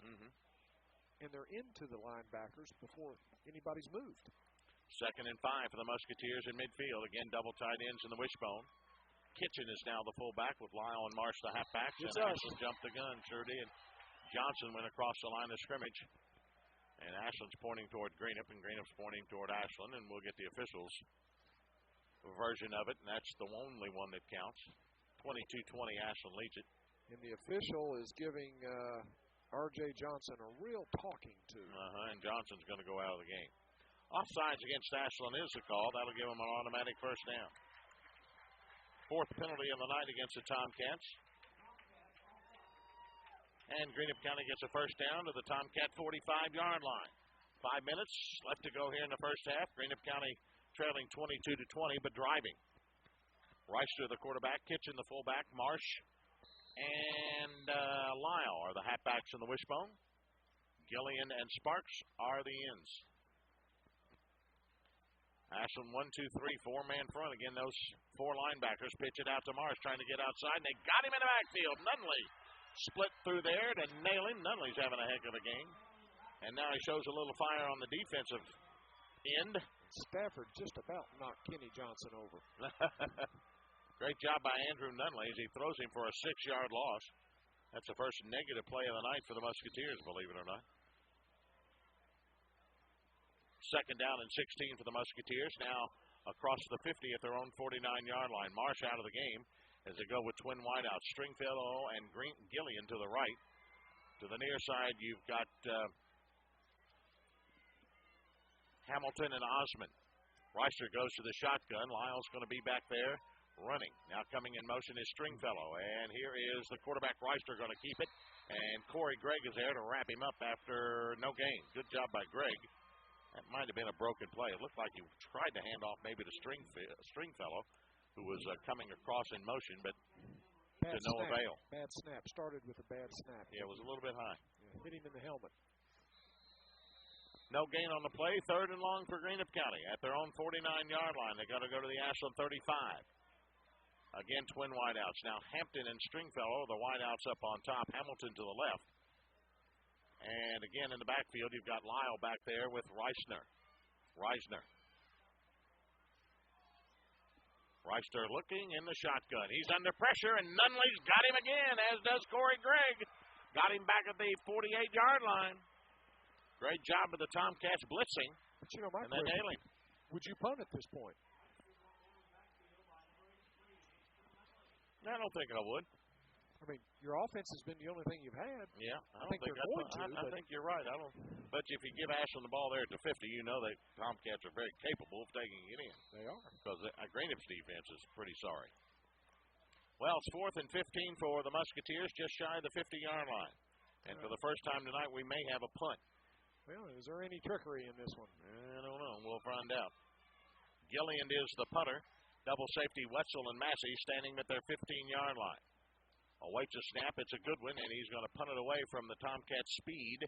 It'll head out of bounds just inside the 30 at about the 28-yard line. You know, this is really, in all seriousness, has been somewhat of a chess match. You know, the kickoffs, the squibs, that was a perfectly punted ball. Right. They're keeping it away from return people. Well, Greenup or Ashland will start now, leading at 22-20. They were driving before Hunter threw the interception. And it'll be 1st and 10 for Ashland. They start at their own 28-yard line, but they're ahead 22-20. And the Cats have 2 timeouts remaining and 2.5 minutes to get there. To the near side, Wetzel. Up on top, you've got Withrow. And in the backfield, Hunter in the shotgun formation. Back there with him are Rogers and Nunley. Now Nunley comes in motion to the near sideline. Hunter in the shotgun. Looking, he's going to leave it off. Nope, going to keep it himself. He's across the 30, still on his feet, up near the 32, maybe the 33-yard line comes Sam Hunter. And picks up about 4 on the play. It'll be 2nd and 6 for the Cats now at their own 42-yard line. Wetzel and Stafford are the wideouts to the right. Withrow goes to the left side. Now Nunley comes right side, so 3 wideouts to the right. Rogers going to be flanking Hunter on his right in the shotgun formation. 2nd and 6 for the Cats at their 32-yard line. Hunter slides right, looking to throw across his body. Pumps, got his man. Nunley at the 35. He breaks a tackle, and they'll run him down right at the 35-yard line. 6 receptions for Nunley. 8 is the Tomcat record in a game. He's well on his way to getting there. A gain of only about 3. It'll bring up a 3rd down. Ashland is 1 of 1 in 3rd down conversions tonight. They have a 3rd down and about 3, and the Tomcats are going to burn a timeout. They've got 1 remaining. That will stop the clock with 1:33 left to go here in the first half, with the Tomcats leading at 22-20 in an offensive blowout because the defenses, both Greenup and Ashland, are really stinking it up. They can't do anything, and maybe we need to give the offenses a little more credit than we're giving them, but Well, I thought the last series by Ashland was very encouraging. Well, it was better than the first. They had to have negative yardage on that last series. There was no other way. We finally started playing like we perhaps thought we would, and I don't know if we made an on-field adjustment or what. I think Greenup County is going to get. I think they are getting tired, and I think over a period of time that the Tomcats will wear them out. I think you may be right there, and I think they will make Tony Love and Leon Hart will make some big adjustments defensively at halftime. But Greenup County come out in some wild formation different. I don't know. But you're right, it was a little bit more encouraging because the first series that Greenup Cats had, they've only failed on 2. One they had to punt, and the other they fumbled away. Withrow and Wetzel to the right side. Stafford and Watts are in the backfield with Hunter, who has a 3rd and 3 at his 35-yard line in the shotgun formation. Another one of those big plays in the game. Sure is. Big 3rd down conversion try here for the Cats. Wetzel goes in motion toward the far sideline. Here's Hunter. He takes his snap, looking out in the flat to Stafford. He's going to throw across the middle. He's got Greg, and he fumbled the football after he caught it. No, incomplete. He would not have picked up the first down. It would have been about a yard short. Greg had it, but it was going to be about a yard short up near the 37. He had to go to the 38, and the Tomcats will be forced to punt. And if you like encouragement, like David saw from the Ashland defense, you got to give Greenup County's defense some credit. A little encouragement there as they stop the Tomcat offense. Sammy Hunter is a Tomcat punter. And at 4th and 3 at their own 35, you never know what may happen. Single safety for Greenup County goes Dylan Driggs, standing back at his 32-yard line. Hunter is the punter for the Cats. 3 wideouts to the right for Ashland. Awaits a snap from Suttles. And it's a good one. And Hunter's going to punt it. He heads it toward the near sideline. Good punt at the 40, 35. And that's about where it'll go out of bounds. It hits right on the line at the 35-yard line. 120, Dickie. Gain a punt of 30 yards for Hunter. And the Musketeers still have a chance. They are out of timeouts, though. And just under a minute and a half to go, but they're out of timeout, so it'll be 1st and 10 for Greenup. But they can bust a long one. We've seen Marsh do that 3 times tonight. They'll start at their own 35-yard line. Stringfellow is going to be a wide out to the right side. To the near side comes Hamilton. Reister is going to go under center or go to the shotgun. He looks to the sideline from Coach Copley. And relaying it in. Everybody wears a wristband for Greenup County. They go without a huddle. They haven't been in a huddle all night. Everybody looks at their wristband and they're ready to go. From the shotgun is Reister. You've got Marsh and Lyle back there blocking. They're going to give it to Lyle off the right side. He's got a couple of yards up near the 37, 38-yard line. Well, Dirk's right as this first half has gone on. The big fellows aren't moving quite as quick for Greenup. But they'll get a little refreshment at halftime. They sure will. Gain of 3, 2nd and 7 for the Musketeers at their own 38. Now they go back to the wishbone formation, double tight ends in Sparks and Cottle. The fullback is A. Marsh and Lyle are the halfbacks in the wishbone as Reister goes up under center. 2nd and 7 at his own 38-yard line. Ashland in the 4-man front. Cheating the linebackers up a little bit. They give on the counter. There goes Lyle. He's up across the 40, up near the 43-yard line. Dickie, they're just running it out. Yep. Doesn't look like they're... Well, they may be able to break one as we head down to 30 seconds to go. It'll be 3rd down for Greenup. There's no doubt this time at the beginning of the season, Dickie, and everything off their wrists, they don't have a hurry-up offense. No. Cottle and Sparks are the ends. They are tight again from the wishbone. A, the fullback, Marsh and Lyle, the halfbacks in the wishbone. Reister up under, 3rd and 1 at the 44. Here's a give on the counter to Lyle. Lyle's close to the first down. I think he got it. Across the 46 up near the 47-yard line. That stops the clock. Greenup County without a timeout remaining, and it'll stop the clock, but the clock reads zeros. Well, their clock operator's consistent. He is consistently bad. Yeah, he doesn't care which team. Because he let that baby run out against Greenup. They could have probably, well, I don't know if they could have run another play. Could have spiked it, maybe. You never know. Well, whatever it was just a poor half of football defensively for these two football teams, but offensively, pretty good for both these clubs. Ashland leads at 22-20 here at halftime at Greenup County High School. We'll be back with more in just a few minutes. Stay with us here on B97.1.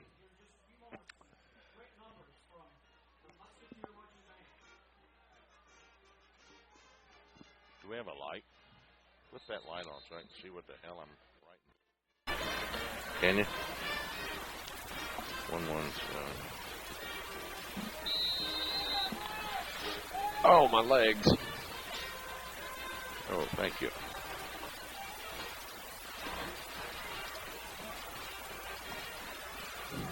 I don't know if I'm getting old, ugly, or just old and ugly.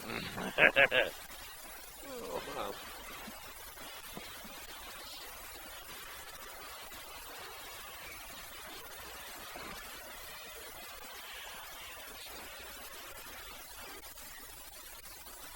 I've got some coffee. Oh, yeah, that'll help me. And a warm. I'm kind of getting chilly.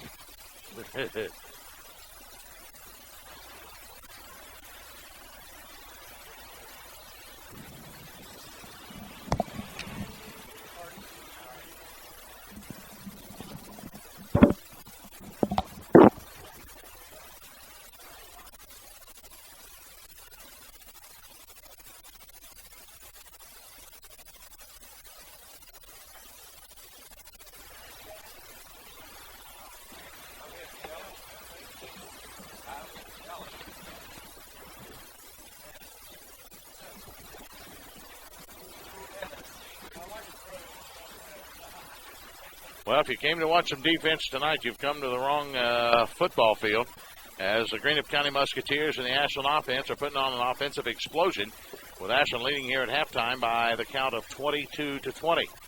And had it not been for a couple of turnovers, we probably would have had more points on the board by both these clubs. But we did have a couple of turnovers by each team that kept them out of the end zone. Greenup County took the opening kickoff, promptly marched 67 yards in 5 plays as Marsh gets a 44-yard touchdown run, his first of 3. Took him 3 minutes and 6 seconds, and Williams booted the extra point with 8:51 to go in the half. Or in the quarter, it was Greenup 7, Ashland 0. The Tomcats come back on their first series. They marched 67 yards. They do it in 7 plays. Withrow took the 23-yard touchdown pass from Sammy Hunter. It took them just over 3 minutes. The run for 2 fails, so Greenup hangs on for a 7-6 lead at that point. Musketeers come right back. A 58-yard run by Brandon Marsh again. A 1-play, 58-yard drive. The kick was blocked. Greenup County had a 7-point lead at 13-6. Tomcats were not to be outdone. Took their first lead of the game with just 46 seconds to go in the first quarter. Hunter goes in from 2 yards out on a 4th down play. A 9-play, 62-yard drive that took 4.5 minutes.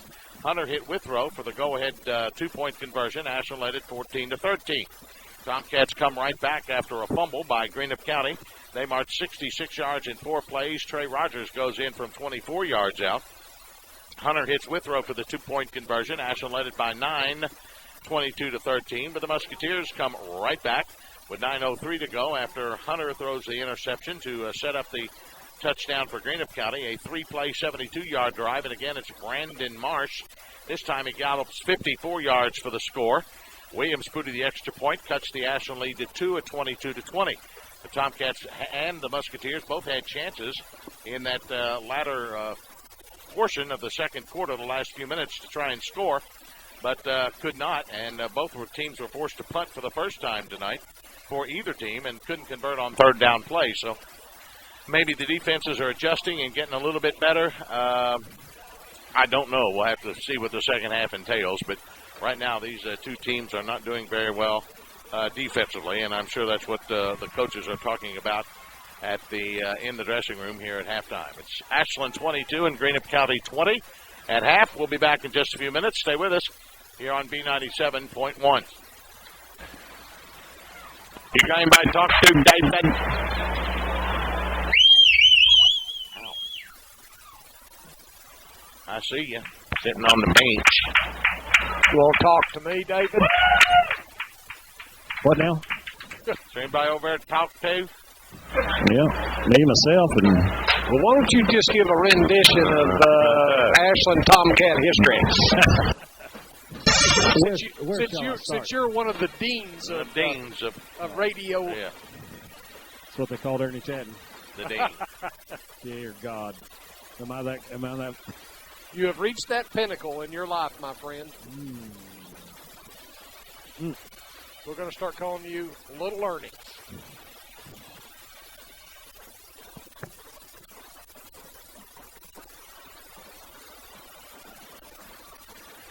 Is there anybody over there to talk to?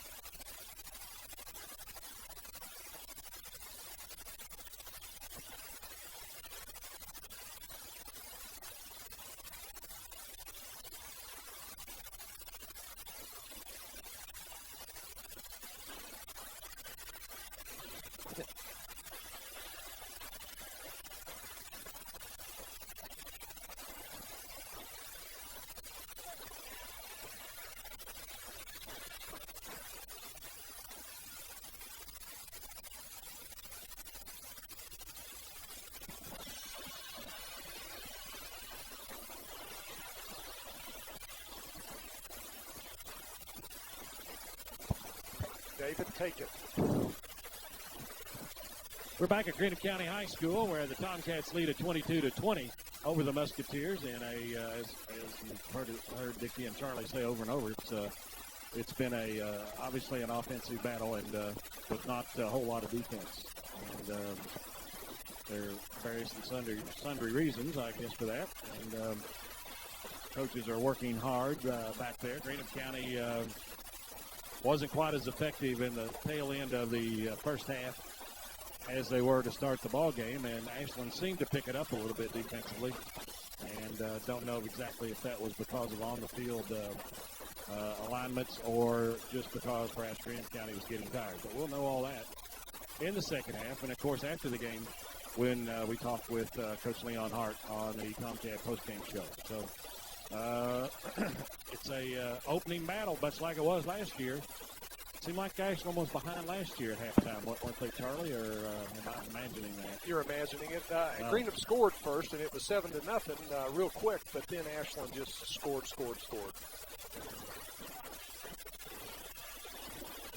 I want to say the final score. Oh, last I know year, it was 50 to 7. It was really ugly. It was 51-7, I think. Yeah. Ball County leads Johnson Central 22-15 at halftime. A score of interest. Somebody down here obviously has on their cell phone and keeps feeding me those scores. So, do want to say hello, Dave Sloan, from what numerous referee crews call the dean of the 16th Region Ball Boys Association. His son, Justin, is in what Florida? What part of Florida, Dave? What? Deputiac Springs, Florida. Yeah. I want to say that more than once, but he's there listening to us tonight on the web, on the internet, and we want to say hello to Justin. Paul, when he's home, obviously follows the Tomcats right down on the field with his dad, David. And when he's away, he listens to us on the web. And he is listening to us. And, Dirk, I need to interject something if I could. In this press box up here, Larry's with me, and there's big spiders falling from the heavens. There's big flying things that are coming through. I'm getting kind of concerned. I may go home. I'll pick you guys up after the game. Big spiders are coming down. So, in other words, if we're out on the road thumbing, people should leave us alone. That's right. I'll come back and get you. You'll get us for sure. That's right. That's right. Well, the Tomcats, Charlie, you grabbed Dickie's stats there. And I guess one bright spot is the passing game for the Tomcats. And as I remember, Sam Hunter was had one interception, and I think he maybe had there was a couple of incompletions, as I remember. But I hope you had that there. So I needed to start something about been able to finish it. I'm kind of going through this, but I'm having, some real problems to read it since I've never done it before. Yeah, well, he has his own codes. He really does. I know that, as you said, Hunter had the one interception, and I think, as important as Nunley has caught 6 passes in the first half. I do remember that not from his stats, but just from memory. Right. And the Tomcat all-time record is 8 in a single game. Right. So, this kid may very well have a record-setting night as the evening goes on, because I'm certainly going to throw to him more at 22-20. Well, so far that's been our mainstay on offense. Trey Rogers did start tonight, and I thought he played pretty well. I don't know exactly. I do have this, Dirk. Ashland had 92 yards rushing and 146 yards passing for 238 total yards. That's not bad. I mean, that would get you 22 points, but certainly it's time for the defense to take over and make some stops. No doubt about as that. fate would have it, Greenup's rushing was 238, no passing, which in turn would be the exact number of yards that Ashland had in their combined effort. So, it is a close game, and the score would indicate that. All right, well, we'll all be back here to Greenup County in just a moment. You're listening to Tomcat football, of course, here on B97.1. It's Ashland 22 and Greenup County 20. We'll be back in a moment on B97.1.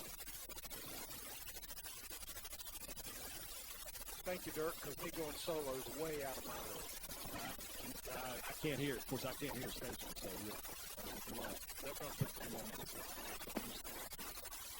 yeah, I'll holler at you. I don't even know where Dickie went. I'd say with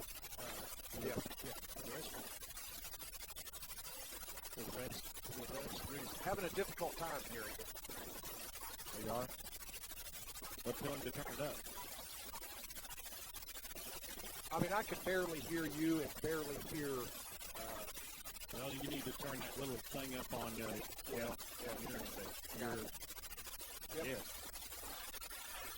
There we go. Okay. Better? You might want to ask Dickie if it's okay. We don't want to throw everything off. I just turned the headphones up, but. Oh, okay. Yeah, I've got you better. Can you hear it at all, Dirk? No, I can't hear this. Okay. The way this thing's plugged in, I can't hear it at all. Okay. I'll talk to Derek Grundy when we get back to it. Good deal.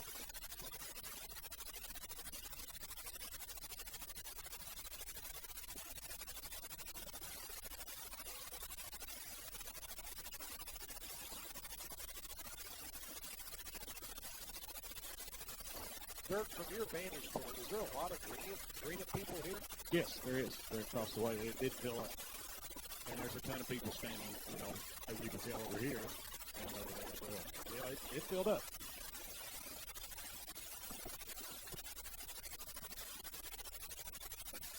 Dirk, we're back.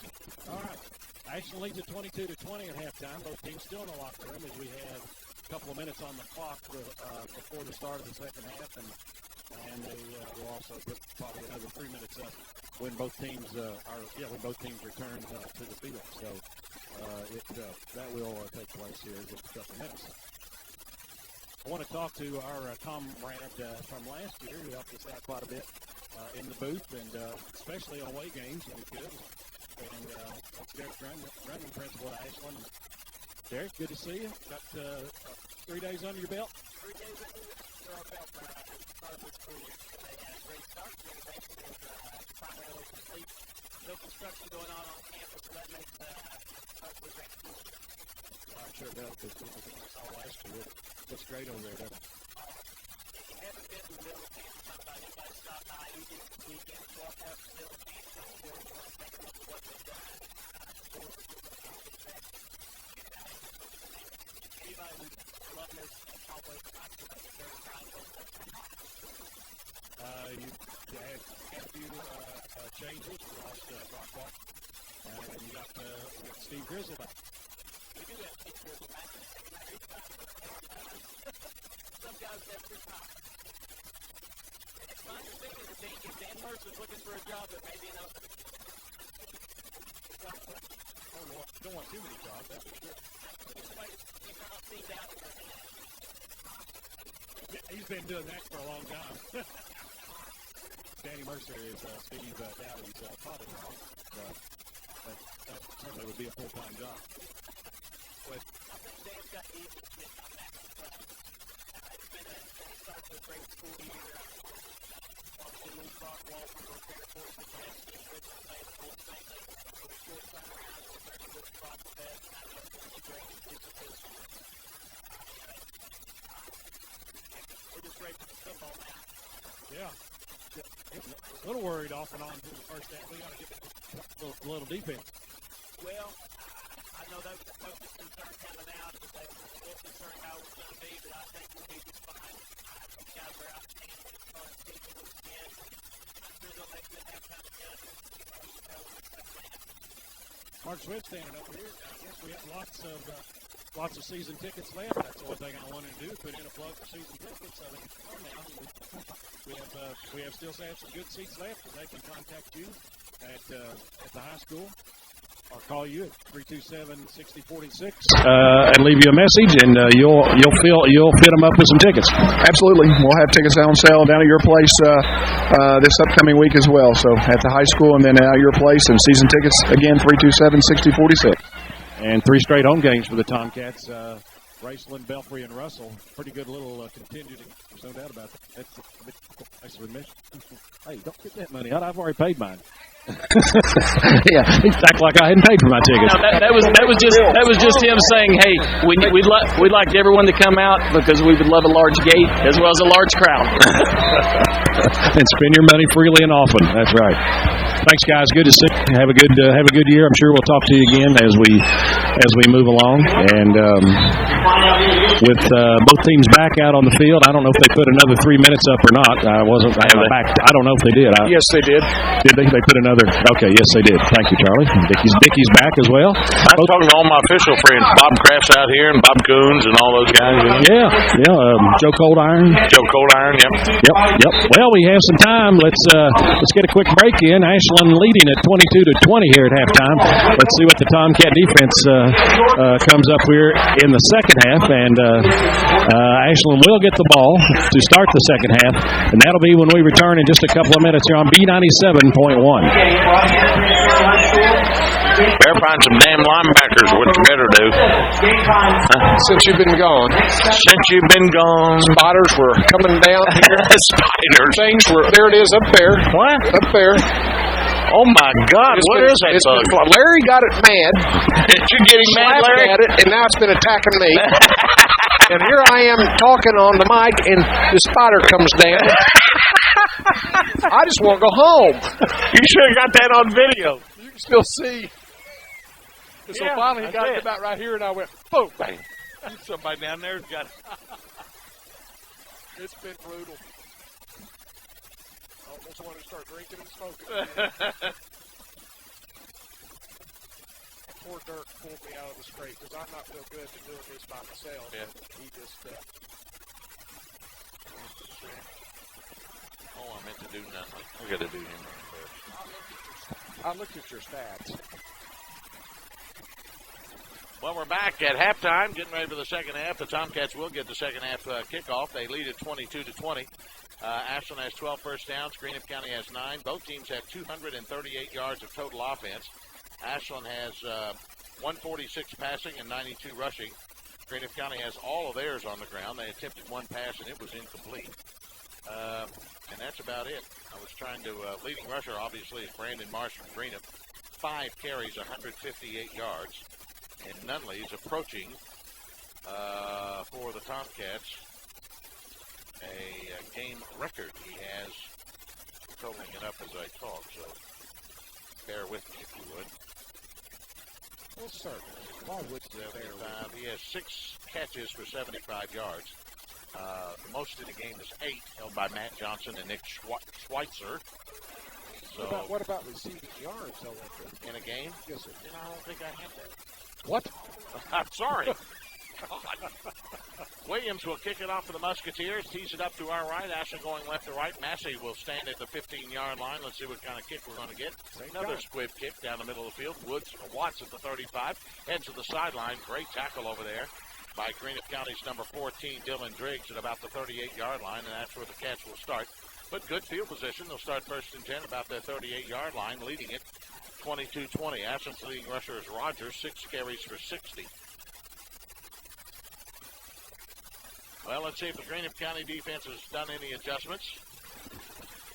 And let's see if the Tomcat offense can continue to roll. Sam Hunter is over there talking with Coach Leon Hart, offensive plays, and he'll head out to the huddle. And, we have an injured player over there. I'm sorry. I did not see that. I don't know who it is. It looks like a white jersey. Who ran the football? Watts. Could it be Watts? Who ran it? I don't know. It's the officials are sending both teams back into their huddles. It's Cody. Cody Watts. Yep. Okay. Just probably got his, hopefully nothing but got his bell rung. It's a good hard hit over there by Driggs. Ramey is out. Ramey's out for the rest of the game. He hyperextended an elbow. Okay. I don't see too many elbows. Lots of elbow problems this year. Yeah. All right, Wetzel and Nunley come to the near side. To the left side, you've got Stafford and Withrow. Rogers in the backfield with Hunter in the shotgun. 1st and 10 to 38. Hunter's going to give it. And no, that's Rogers who carries it, and he got nothing. Maybe he lost a yard or two. Goes Trey Rogers on the little counter play. In fact, he does lose 2 back to the 36-yard line. It'll be 2nd and 12 for the Tomcats now. At their own 36-yard line. And we got another one. Got another injury. This is Cramps. This is Cramps, and this is an Ashland player, and I can't see who it is. Stafford? No. Let's see. Might be Rogers. He carried the ball. Might be Wetzel. They were working on him before the half started. You see Ryan Wetzel? No, I see Ryan. Yeah, it's right he's there. upright. Yeah. I see Salo coming into the game, so it could be one of the wideouts. So they're taking an official timeout. Going to have to hydrate these players because the game wears on. It's going to be I think it's tough. got to be Trey. He's the one I can't find upright. Rogers? Yeah. Okay. And he's the one that carried the ball. I'm not saying it for sure it's him, but he's the only one I can't find. Mm-hmm. Well, we talked about coming down. Yes, it was Trey. You're right, Charlie. Good call. We talked about coming down. A.J. Stottlemyre talked about chocolate milk being a big thing to hydrate kids with, and he didn't know if it was actually something in the milk or if it was more mental. But whatever. Whatever it is. Seems, I don't know if he did an official survey or not, but if it's chocolate milk, by golly, chocolate milk it'll be. From Modern Foods, I might add. We'll have some Modern Foods chocolate milk. Okay, here we go. The lone setback now. Nope, they're going to put Wetzel back there. They're going to put Salo in the wideout position, so Wetzel will move to the running back slot with Stafford. Hunter in the shotgun. Nunley comes in motion. Wideouts left and right. 2nd and long for the Cats. Hunter to throw. In the pockets. Got time. Now scrambles to his right. Looking upfield. He's going to throw it long. Downfield. Incomplete. He just basically threw that one away. And Hunter got blistered. And he's not going to get up. Incomplete pass for Hunter. His 2nd consecutive incomplete pass. And Hunter's real slow getting up. He's hurting on his right. Is it his right? I think it's a cramp. You think it's a cramp, too? I think it's a big cramp.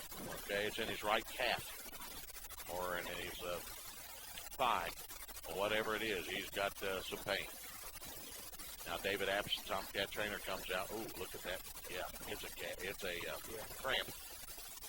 So it'll be 3rd and long for the Tomcats, and they'll have to go with a new quarterback in Salo or call a timeout. You can call timeout and keep him in the game, or you can take him out on 3rd and long. I think with 3rd and long, I think you call a timeout. I think it's a good time for a timeout to keep him in the game. I truly do. You know, you deferred to the second half for a reason. Right. So hopefully you can drive it in for a score. It'll be 3rd and 12 when play resumes. Ashland has it at their 36. They've been hit by 2 consecutive injuries, one to Trey Rogers with cramps and now Sam Hunter with cramps. And Logan Salo will be your new quarterback, as Hunter will come out of the game as a cramp in his right leg. You know, I'm glad they don't pay me to be the coach because I wouldn't make one right call. They don't take the timeout. They'll play with Logan Salo, the sophomore, at quarterback. All right, you've got Withrow wide up on top to the near side, Nunley and Wetzel. Salo's going to be in the shotgun. Trey Rogers is back in the game. He's the lone setback. He flanks Salo on his left. And twin wideouts to both sides. Football in the middle of the field on 3rd and long for the Cats at their 36-yard line. Remember, Hunter's your punter new. Salo to throw. He overthrows Withrow up near the first down marker. Incomplete. So Greenup County does what they had to do, and that is stop the Tomcats' offense. And the Cats will punt it away, and Sam Hunter, who is your punter, will not be punting. Not be on the field. I don't know who the backup punter is. I think it might be Salo. Yeah. Ashland leads at 22-20, but the Musketeers will get the football back. Is he even on the field? And Salo drops back to boot it away. Single safety is Driggs for Greenup, standing back at his 30-yard line. 4th and 12 for Ashland at their 36-yard line. Awaits a snap, does Salo from Suttles. It's a good one. Right-footed kicker gets it high and deep. Driggs is going to let it hit at the 35-30. Takes a Tomcat roll inside the 25-20. Still rolling down near the 18-19-yard line. Nice kick from Salo. I found another punter there.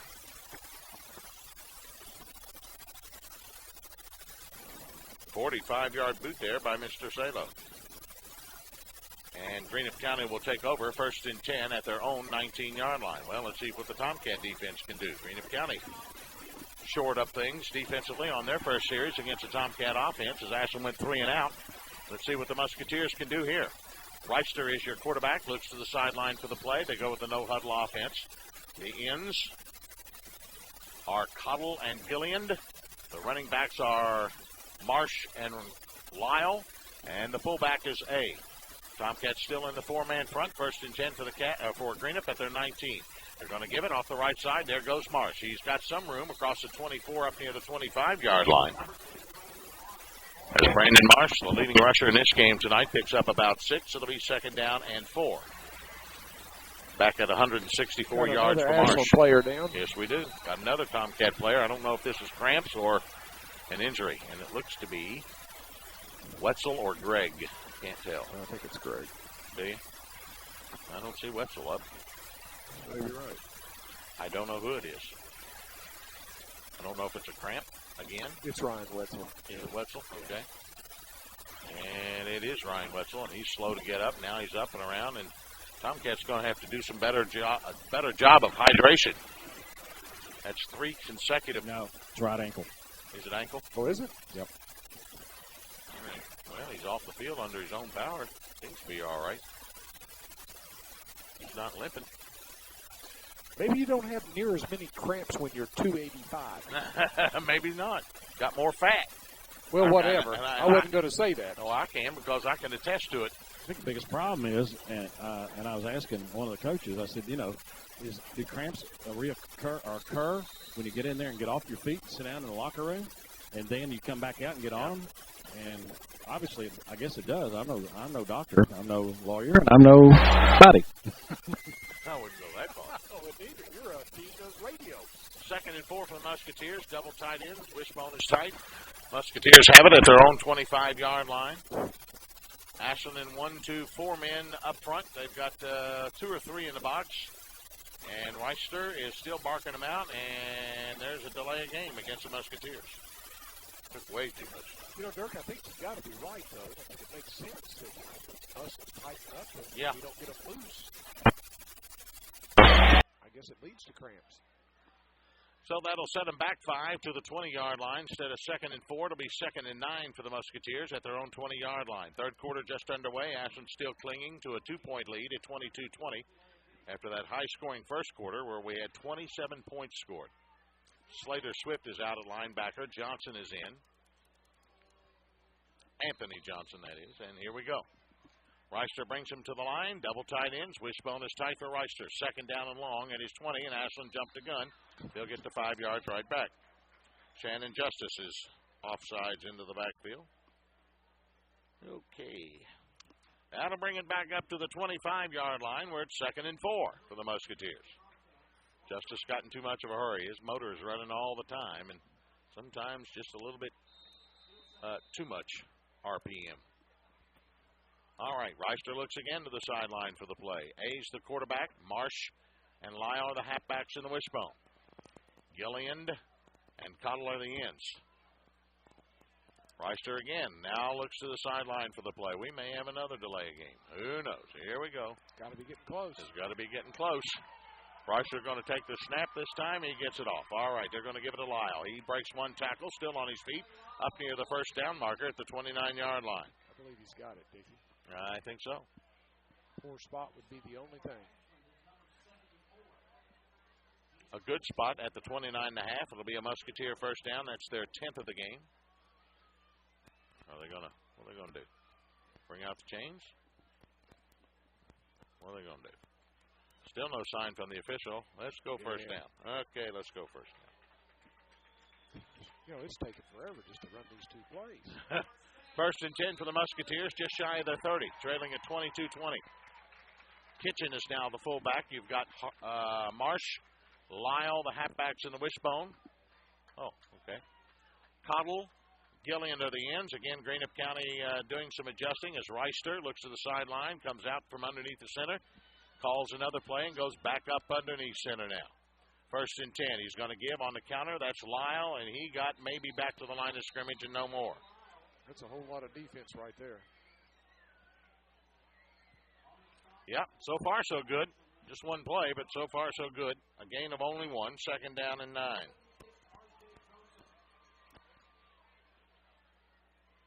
Musketeers have it just across their 30-yard line.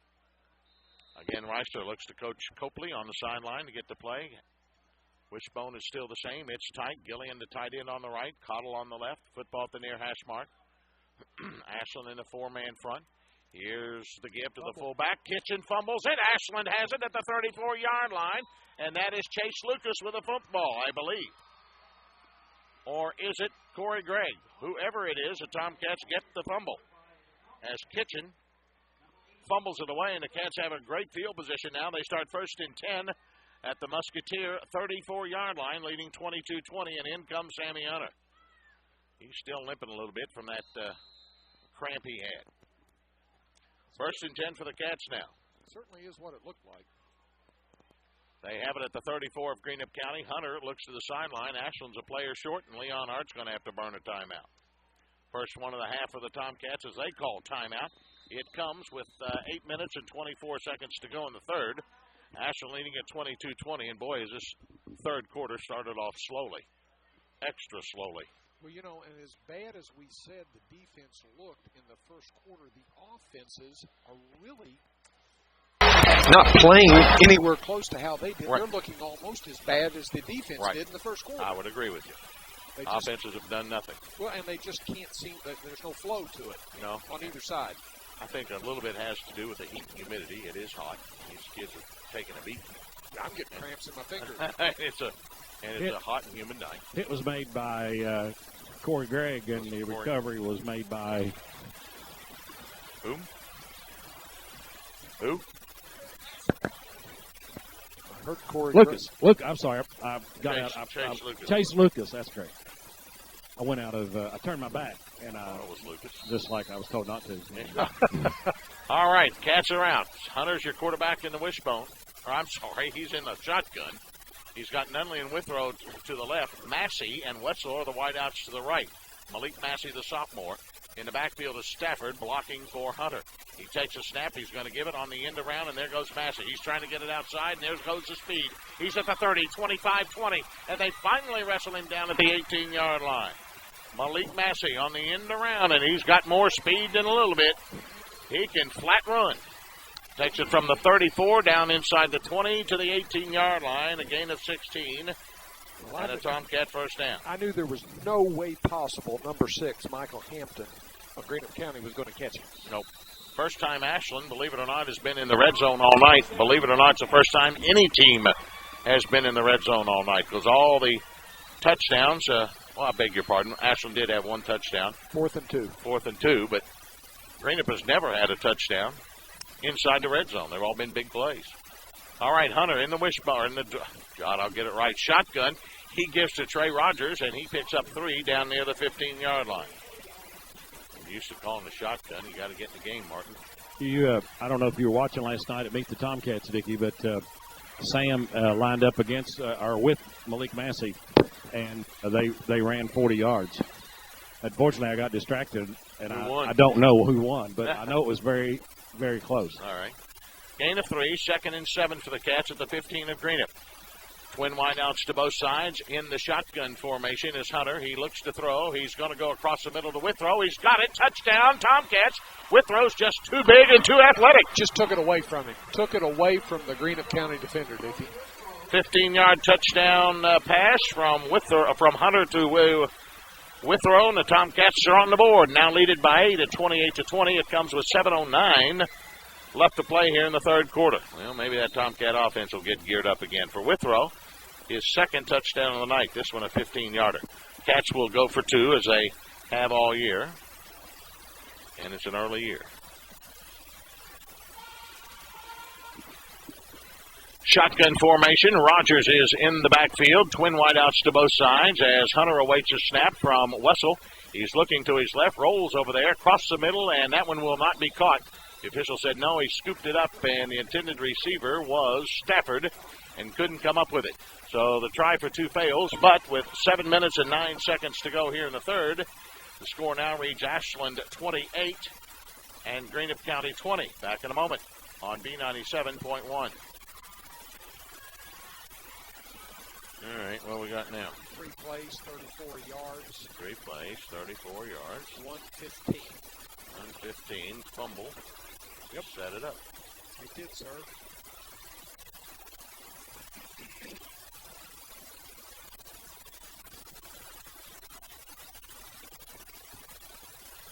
Hey, Dirk.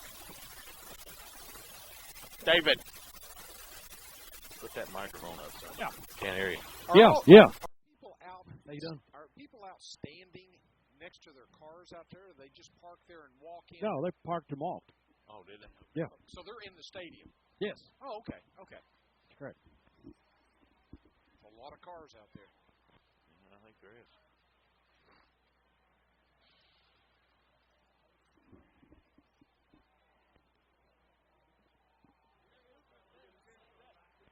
Big critter still up there on the wall, Dickie. Is he? Yeah, he was attacking me. He's a bloodsucker.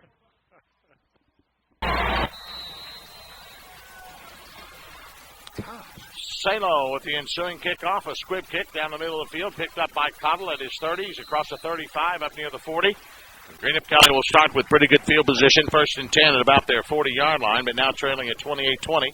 After the Tomcats recovered a Greenup fumble, they go 34 yards in 3 plays. Hunter hits Withrow for the 15-yard touchdown pass. The pass for 2 failed, and Ashland now leads at 28-20. Musketeers in business, though, 1st and 10 at their own 41-yard line.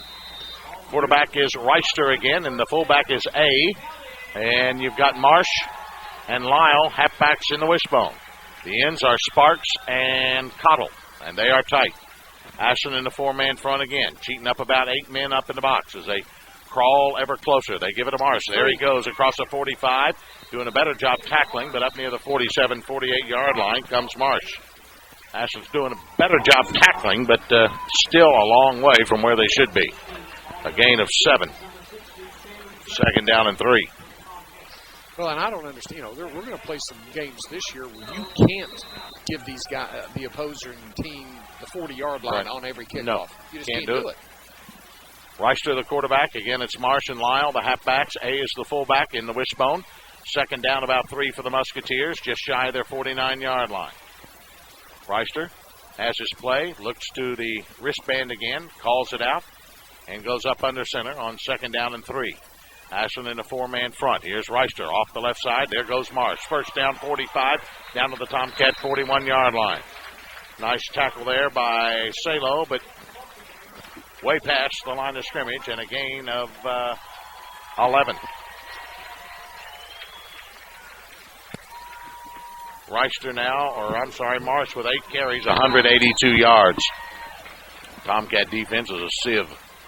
I don't think there's anybody in the stands, both sides, that would have thought this. No, Look at this, Dickie. Look at that spider. He doesn't I've been like fighting him. Well, fight him again. I shot him twice. Wishbone is tight. Reister up under center. He's going to give it to Marsh off the left side. This time the Tomcats are in the backfield, and there's Harley Davis and Andrew Nunley to bring him down. Tomcats did a good job defensively reading that one as he loses yardage back to the 44-yard line. A loss of 3 goes Marsh. 2nd down and 13 for the Musketeers now at the Ashland 44. Ashland leading at 28-20. Gillian will go in at a tight end. Cottle will come out. Nope, Cottle's going to stay. Nope, Sparks is going to move to the near side. Gillian will go up on top to the right. And Reister will go up under center. Double tight ends. Wishbone is tight. Now he backs off the line of scrimmage. Looks again to the sideline for the play. Looks to the wristband. Calls out the play. And here we go. Here's the give off the left side again. There goes Marsh inside the 40. Breaks a tackle at the 35-30. First down as he takes it inside the 30, the 27-yard line. Another poor job of tackling by the Tomcats. Defense is not tackling, Dickie. They're blocking. They're blocking into the runner. Instead of trying to tackle the guy. Another Tomcat down on the field with leg cramps. A gain on the plays. He takes it from the 44 down to the 27, a gain of 17.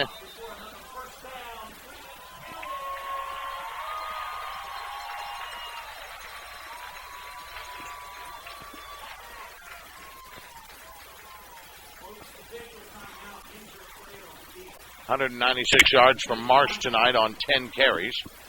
Do the arithmetic, that's almost 20 yards per carry. The injured Tomcat here on the near sideline, I can't see, but it is a leg cramp in his left leg, whoever it may be. I think it's Wetzel. I'm sorry? I believe it's Ryan Wetzel. Wetzel again? I think you're absolutely right. Okay.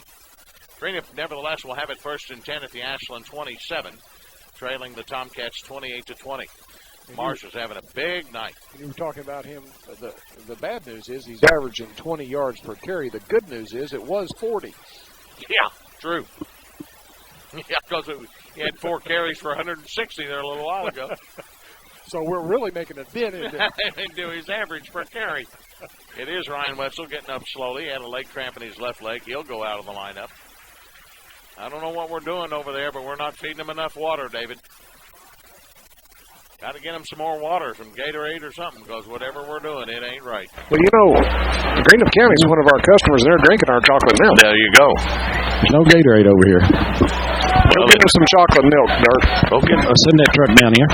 Send that truck down, yeah. I'm called. Dirk to Modern Foods. Dirk to Modern Foods. We need a truckload of chocolate milk. Big gallons of milk. Yeah. All right, we're ready to play football.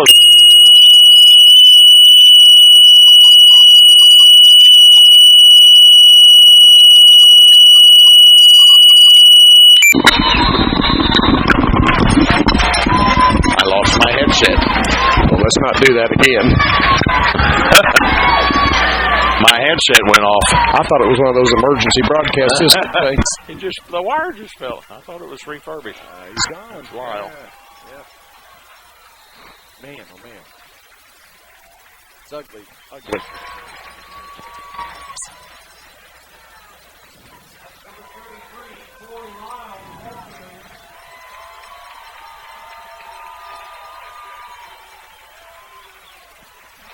Back at Greenup County, again, a technical problem. That's my fault. My headset fell off. Gain of 11 for Lyle. Another first down for the Musketeers. He's approaching 100 yards rushing tonight. 1st and 10. Greenup County has it in the red zone for the first time tonight at the Tomcats 17-yard line.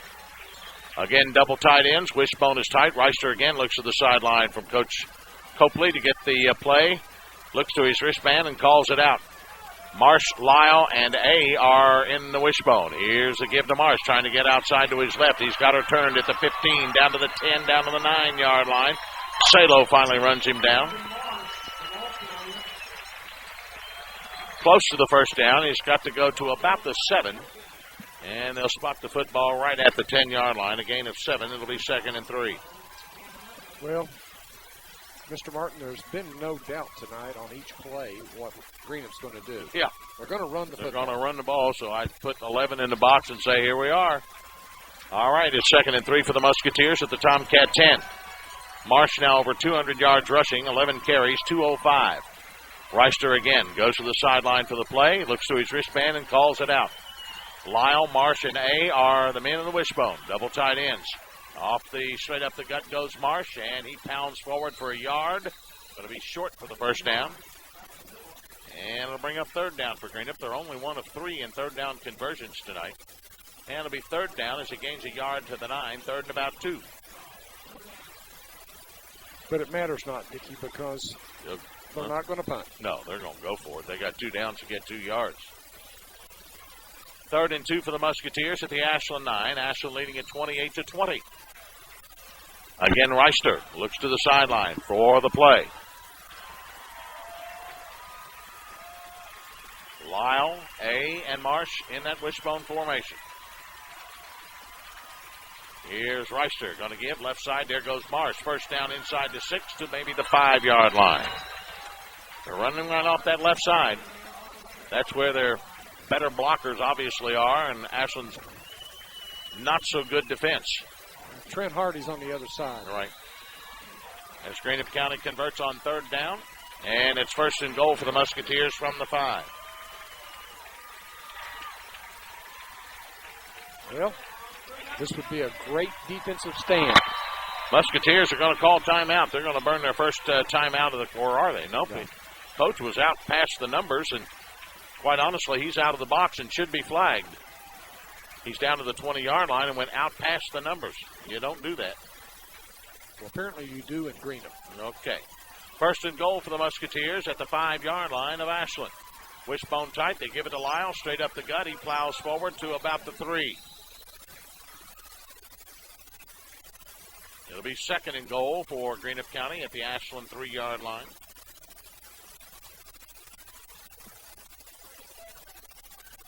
And Trent Hardy is a little slow getting up. Kitchen is going in for Greenup County. And out goes the fullback A, so Kitchen is your new fullback.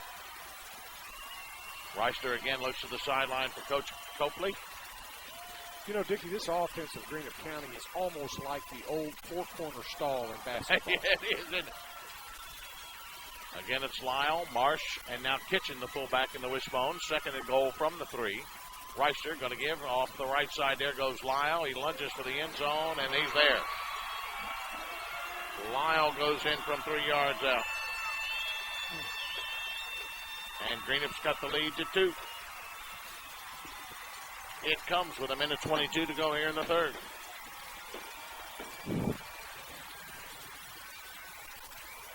Lyle, the 3-yard run. Will Greenup go for 2 and try and tie it up? It looks like they indeed will. Reister is the quarterback. He looks to the sideline from Coach Copley. And Coach Copley is yelling something out. I think he's got it. Returns to the huddle, or not the huddle, to the line of scrimmage. Greenup hadn't been in a huddle all night. Has his wristband on, and they'll go for 2 to try and tie it up. They'll flip it out to Marsh, trying to turn it around the right side. And did he get there? He did. Marsh gets in for the 2-point conversion. And with 1:22 left to go here in the 3rd, we've got a tie ball game. It's Ashland 28, Greenup County 28. Back in a moment on B97.1.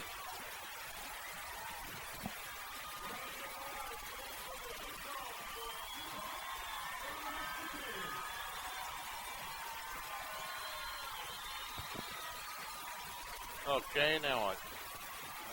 10 plays. Good drive. 59 yards. 5:43.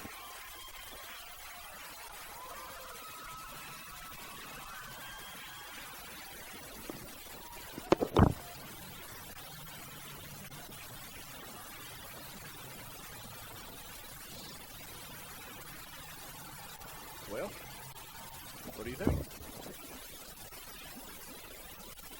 You know, we could real conceivably go out of here 0-1. Yes. We don't have much fire in our eyes. We're playing very lackadaisical. Yeah, we came in here, I think all these kids came in here having read the paper. There was no sense of really coming. Exactly. Onside kick. Well, the Greenup County Musketeers put together the best drive of the game so far, a 10-play, 59-yard drive that took 5:43 to do it, but they do it. Lyle goes in from 3 yards out. Marsh gets the 2-point conversion, ties this bad boy up at 28 all. Now we're getting down, Dickie, to who wants it more. Yep, you're right. Tomcats seem to be banged up. Lots of cramps tonight, and they're just not performing well on the defensive end.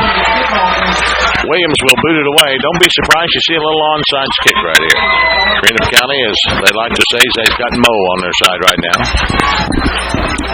28-28 is our score. Massey in single safety, standing at his 10. Greenup hadn't kicked it all night. They've script kicked it all night, and they may try a little something crazy right here. Let's see.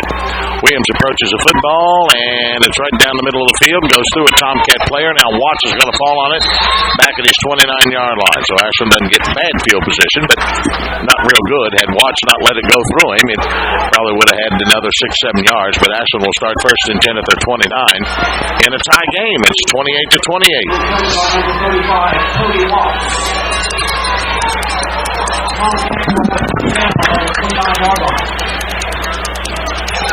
Football in the middle of the field. Wetzel will come to the near side. He's back in after a leg cramp. Nunley to the right as well. To the left side, you've got Stafford and Withrow. Hunter in the shotgun formation. He's got Rogers back there with him. And takes the snap and steps up in the pocket. And he comes with a bubble screen to Wetzel. He's got it at the 30. Breaks a tackle at the 35. And that's where they'll lay him down. Up near the 36-yard line goes Wetzel. Little bubble screen inside to Wetzel. Takes it from the 29. They'll spot it up near the 31, a gain of 7.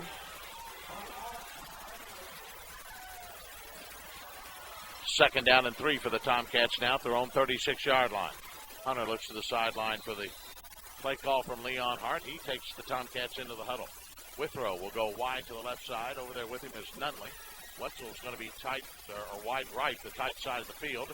Stafford and Rogers are going to be in the backfield with Hunter in the shotgun formation. A flag. What is going on? Yep, we got a flag on the play. Started or threw the flag before the play got underway. Usually goes against the offense.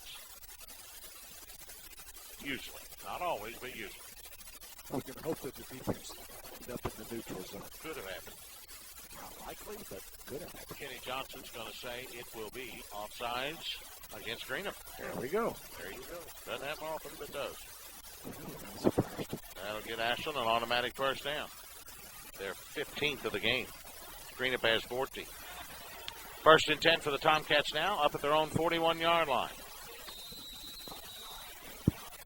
Wetzel again is the wide out to the right. Nope. Now Hunter's going to put him back in the huddle.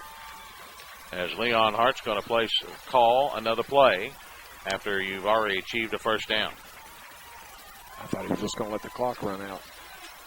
Nunley and Withrow go wide left. Wetzel to the right. Stafford, Rogers in the backfield. Here's Hunter. He's going to roll to his left. He's got time. Now he's going to tuck it and run. He's got 5. He's got 6, maybe 7 up near midfield. As he goes down. Just got his heels tripped. Yeah, he sure did. Not enough for the first down. As they'll spot it right at the 50-yard line, a gain of 9 for the Cats. And now we've got a Greenup County player with some cramping problems. As they'll go over and check on him. It looks like his right leg is giving him some problems. So Greenup County's trainers head to the far sideline to try and take care of the leg cramp from that young man. Not enough for the first down as it's spotted right at the 50. Got to go to the Greenup County 49 for the first down. Clock is at the end of the third quarter, so we'll take a break. We are at the end of the third quarter. We've got a tie game. It's Ashland 28, Greenup County 28. Back in a few here on B97.1.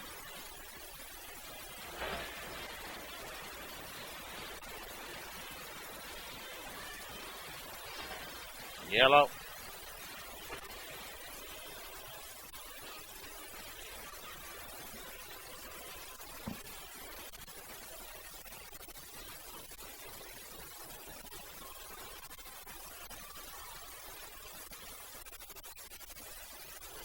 Of course it is.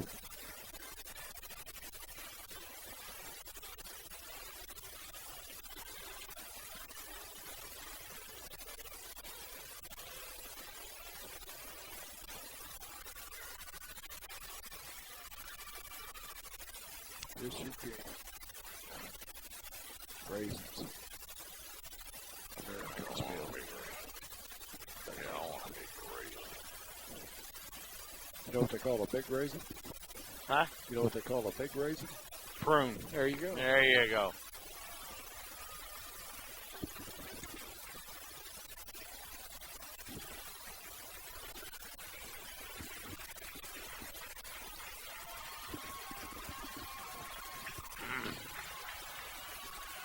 Well, we start the final 12 minutes with Ashland and Greenup County deadlocked at 28. Greenup outscored the Tomcats here in the third quarter, 8-6, to tie this game up after Ashland had a 2-point lead at halftime. The injured Greenup County player was Stringfellow, and nothing but an injury. It was just a leg cramp. So he's coming to the near sideline with a little help, and they'll hopefully hydrate him. He'll be all right. Hunter brings him to the line of scrimmage. He'll go up under center now. He's got Wetzel wing right. Withrow is wide to the right side. Nobody is over there guarding him. Look at that. Look at him. Nobody is over there guarding Withrow. He's You're wide absolutely open. right. Second down and 1 for the Tomcats now at the 50. Nobody is guarding Withrow. Sammy Hunter is going to roll to his right. He's going to throw it over there. Withrow's got it at the 40. He spins across the 35 and down to the 30-yard line. Nobody was on Withrow. And the Tomcats pick up an easy first down. That's a missed assignment, to say the least. Withrow was acting like a kid at Cannon Park by himself. Yeah, I want one of them pronto pups right fast. Oh, my. First and 10 for the Cats now at the Greenup County 31. It is 28-28. All right, Withrow will come to the near sideline along with Nunley. Wetzel will go up on top the short side of the field. Hunter's in the shotgun. He's got Stafford and Rogers back there with him. First and 10 for Ashland at the 31. Here is Hunter. Takes a snap a little bit high. He's going to give it to his fullback. That's Stafford. He got back to the line of scrimmage and no more. Looks like a face flag comes down. What'd you say? They call time, does the official. I thought it was a Stop face the clock. I don't know what it was, but whatever it was, it looks like it's going against Greenup County. Face mask against the Musketeers. Indeed it was. No gain on the play for Stafford. Football stopped at the 31, but the penalty will take the football down to the 26-yard line on the personal foul. Were you all jumping around like I was? I mean, that's why I couldn't get to you. I dropped everything that was attached to me. Fell off. When Withrow, it was wide open over. Yeah. Oh, my God. I throw it. Throw it over here. Hello. Don't take any steps. Throw it. Just throw it. Wetzel and Nunley go to the right. Withrow and Stafford come to the Yeah, they did. Yeah, they did. First and 5. It was a baby one. 26-yard line. Hunter in the shotgun. He's got Rogers back there with him. And we're all tied at 28 here in the final quarter. Hunter awaits the snap. Greenup in a 4-man front, showing a little blitz. Here they come. Hunter better get rid of it. He does. Across the middle to Wetzel. He's got it inside the 20 to the 18. And a late flag. That will be pass interference against Greenup. They were all over Wetzel, so you can take the penalty, which would be half the distance to the goal, which would take it down to about the 13, or decline it and keep it at the 18-yard line. You know, Dickie, surprisingly, we have not thrown the football one time to Nunley in the second half. No, we have not. And he had 6 catches in the first half for 75 yards. Maybe Greenup has adjusted and guarding him a little bit better. Absolutely. It's enough for the first down inside the 20 at the 18-yard line. Pass interference against Greenup is the call. Wetzel caught it anyway.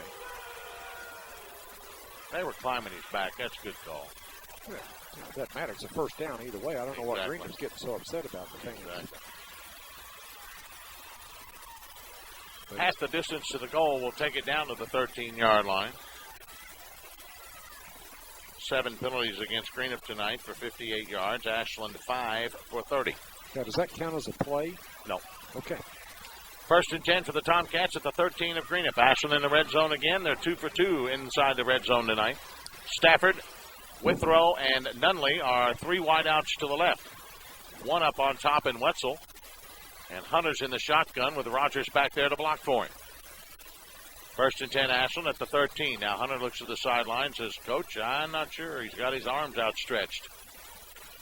Hunter awaits the snap from Wetzel. He takes it. He looks to his left, rolls left. He's going across the middle, and it's nearly picked off by A. Looked like he was trying to go to Stafford, and no flag.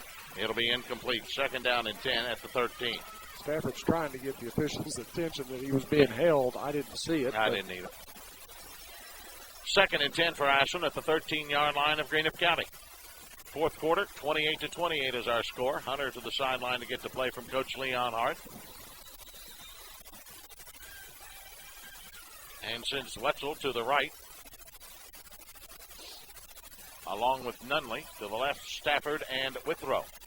Football in the middle of the field. Rogers is back there to block for Hunter on 2nd and 10 at the 13-yard line. Hunter takes a snap. Here comes a screen. They've got Rogers. He's got some room. At the 10, there's a flag thrown at the 9, and that's where Rogers goes down. So we'll wait and see what that's all about. That probably will be holding against Ashland. They can decline it, make it 3rd down and about 7, or take the penalty and make it 2nd down and probably about after the 20, probably somewhere in that neighborhood. Clearly, we take the penalty. I would think. Push him back a little bit. We've got another injured player on the field for Greenup County with cramps. Kitchen. We'll see what the penalty's all about. First of all, holding against Ashland is the call. And no, I'm sorry, that was not Kitchen who was hurt. It was number 14, Driggs, who was hurt. He's a little fella. Yes, he is. He'll come out of the game, and they'll mark off the penalty from the point of infraction, which was about the 10. That'll take it back out to the 20. Excuse me. And it'll be 2nd down all over again. Take it out to the 21-yard line. It got to go to about the 3, so we got 2nd and 18. Does Ashland. All right, wide to the right side. Salo now with Nunley to the near side. Withrow and Stafford. Hunter is in the shotgun. Rogers is back there to block for him on 2nd and 18 at the 21. Here's Hunter on the option. Flips out to Rogers. He's going nowhere. They're going to nail him back at the 24-yard line. Greenup County had that one read perfectly. The option ain't going to work, kids. Tried it 2 or 3 times tonight, but it ain't there. Loss of 3 more. You know, Greenup's defense has really clamped down on Ashland. Yes, they have. So instead of 2nd down to about 7 where we had Ashland, now the Tomcats had a penalty and a loss, and now it's 3rd down and about 21. Well, if Greenup's going to get tired, they're going to have to hurry up. Yes, sir. They don't look tired at all. I think they're in better shape than Ashland. Wetzel wide right. Nunley and Withrow to the left. Now Nunley in motion. Stafford and Rogers in the backfield. Hunter in the shotgun. He's going to loft it into the end zone for Withrow. Touchdown, Tomcats! He just outran the defensive back Hamilton, and it's a touchdown for the Tomcats as he lofts it into the end zone for the score. No flags. Well, how about that, sports fans? There you go. Tomcats regain the lead here in the 4th quarter. And it comes with 10:05 to go. As Withrow gets his 3rd touchdown catch of the night.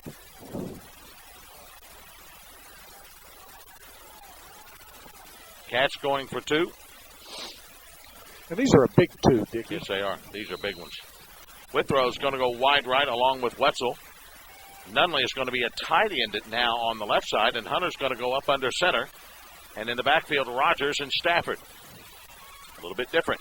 Now Wetzel comes in motion. Here's Hunter. He looks to throw into the end zone. He pumps. He goes wide open in the end zone. That's Rogers for the 2-point conversion. Nobody guarding him, and that's money. That's big. 10:05 to go in the football game. It's Ashland 36 and Greenup County 28. Back in a moment on B97.1. That was big. Yeah, that 2 points was big. Yes. Okay, now what we got? We got 5 plays, 71 yards, 210.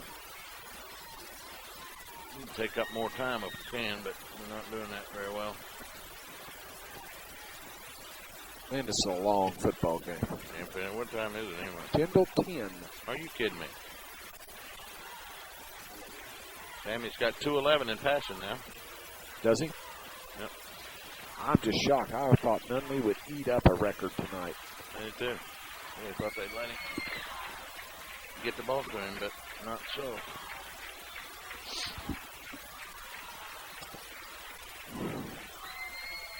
can't believe we don't have somebody who can kick the ball in the air.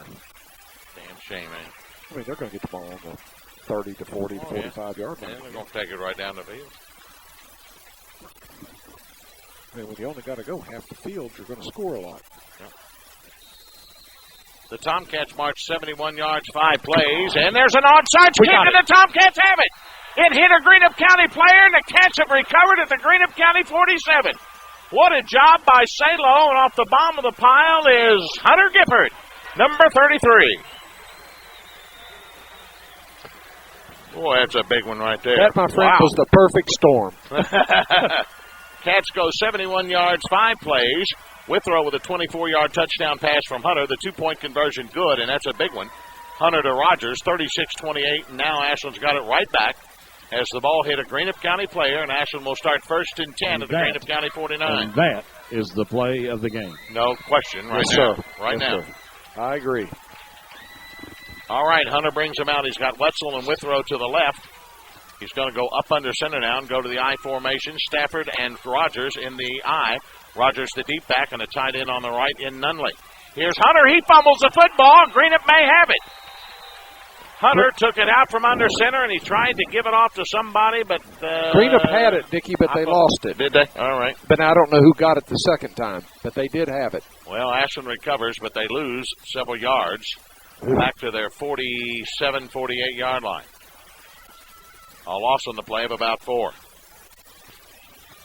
Ashland has negative yardage rushing the ball here in the fourth quarter. Hunter goes to the sideline, 2nd and 14 for the Cats, just shy of their 48, leading at 36-28 and have the football. Need to punch this one in. Stafford and Withrow to the left. Wetzel up on top, the short side of the field. And Hunter's in the shotgun. He's got Rogers back there with him. 2nd and long. Nunley comes in motion to the near sideline, and there's a flag on the play. That'll be a legal procedure against Ashland normally, or against the offense. I don't know where they moved. I didn't see him move, but apparently he did. Withrow moved. That's who the official is pointing to. Illegal procedure against Ashland. Cost them 5 more. Their 7th penalty of the night, now for 45. That'll take it back to the 42-43. Instead of 2nd and 14, it's 2nd and 19. They got to go to the Greenup 39 for the first down. It's beginning to get uglier and uglier. Yes, it is. Need a big play here for the Tomcats on 2nd down and long. Rogers, Stafford to the left. Wetzel, Nunley to the right. Hunter in the shotgun's got Rogers back there with him. Nunley comes in motion to the near sideline. That makes 3 wideouts to the left. Hunter rolls to this sideline. He's looking upfield. He's got Withrow at the 50, and he goes down immediately. That'll be a catch and a gain of about 7. Bring up 3rd down and long. Whole bunch of 3rd down. Hunter now thrown for 218 yards tonight. Ashland is only 1 of 3 in 3rd down conversions. They have a 3rd and 12 just shy of the 50-yard line. Okay, Dickie, if you're Greenup, do you rush 8? I'm coming with everybody I got. I think you leave the 2 corners, the safety, and rush everybody else. You bet. Put the pressure on. Stafford, Wetzel to the right side. Nunley and Withrow to the left, the short side of the field. Hunter in the shotgun's got Rogers back there with him. And if you can, force him to the right. You got it. 3rd down and 12. Nunley goes in motion up on top. Hunter's going to roll that way. He's got time. They're not rushing him. He's going to pump. He's going to pump. Go downfield. He's got, and it's intercepted. That can't be an interception. Surely he's not going to call that an interception. Stringfellow got his 2nd of the night. He had Stafford wide open. He was juggling it. Stafford was wide open. Got behind Stringfellow. And Hunter just short-armed it, to be quite honest with you. And Greenup County has the big turnover. Musketeers trailing by only 8 will have it 1st and 10 at their own 29. And the clock with 8:26 to go here in the 4th. All right, Kitchen is your quarterback. Marsh and Lyle are the halfbacks in the wishbone, and Reister the quarterback. Double tight ends in Sparks and Cottle. 2nd interception for Stringfellow tonight. It truly gets down to who wants it more now. Oh, yeah. All right, Reister goes up under center. And there's a flag on the play before we get started. I think it's neutral zone. Do you think Ashland was in the neutral zone? Stop the clock, official. Timer won't stop the clock. Stop the clock. The clock should have never ran. He ought to put it back to 8:26. It should have never started. But Ashland was shifting. I'm shocked on that one. But hey, I'll take it. Mark them off 5. We'll take that back inside the 25 to the 24, where it's 1st and 15. Timer's got some work to do. The clock should have never started. Nope. Because it's a change of possession. It doesn't start till the ball's snapped. That's correct. All right, wishbone is tight. Reister again looks to the sideline from head coach Copley, and we're ready to go. Reister still looking to the sideline. Now looks to his wristband, calls out the play. On 1st and 15 at his 24. He better hurry. Official looking at his watch. And Ashland adjusting again. He's going to give it. Last man through. That's Lyle off the right. Got a couple of yards near the 26-yard line. Got to play defense. Got to play defense. Lyle now with 96 yards carried. 96 yards tonight with 16 carries. 2nd down and 13 for the Musketeers at their 26. Reister again looks to the sideline with the double tight end wishbone formation. You know, Lyle's giving them the tough yard. Yes, he has. Marsh has busted him. Marsh, Lyle, and Kitchen now you'll pull back for the Musketeers. Reister again looks to the sidelines. He comes out from under center. Looks to his wristband and calls something else. Ashland's doing a lot of shifting. They sure are. Reister's going to give it. Nope. Yep, on the counter play. Here comes Lyle across the 30, up near the 31, 32-yard line. That'll bring up 3rd down for the Musketeers, 3rd and long. What do you think, Dickie? Do you throw it? Got about 3rd and 7. You've lived and died by the run all night, but do you throw it? I gotta run it. Lyle now over 100 yards rushing tonight. And Coach Copley is going to send in his different formation. He's going to go with wideouts. He's got wide to the left side. Hamilton, Stringfellow, and Hampton come to the near side. Reister is in the shotgun. He's got Marsh and Lyle back there. I look for the delay right here. A little screen. Nope, they're going to give it to Lyle. He's got the first down across the 38-39 up near the 40. Like I told you, he's getting the tough ones. Lyle picks up the first down. A big 3rd down conversion for the Musketeers. Well, even if they weren't, Dickie, they had to give the appearance. And another Tomcat player is down with cramps as he takes it for about 8. Lyle now with 110 yards rushing on 18 carries. Marsh has 14 carries for 213. All of Greenup County's offense has come on the ground. They have over 300 yards rushing and 0 passing. You know, I'm afraid Doc's going to get cramps. He's been having to run out there so much. I don't know who that injured player is.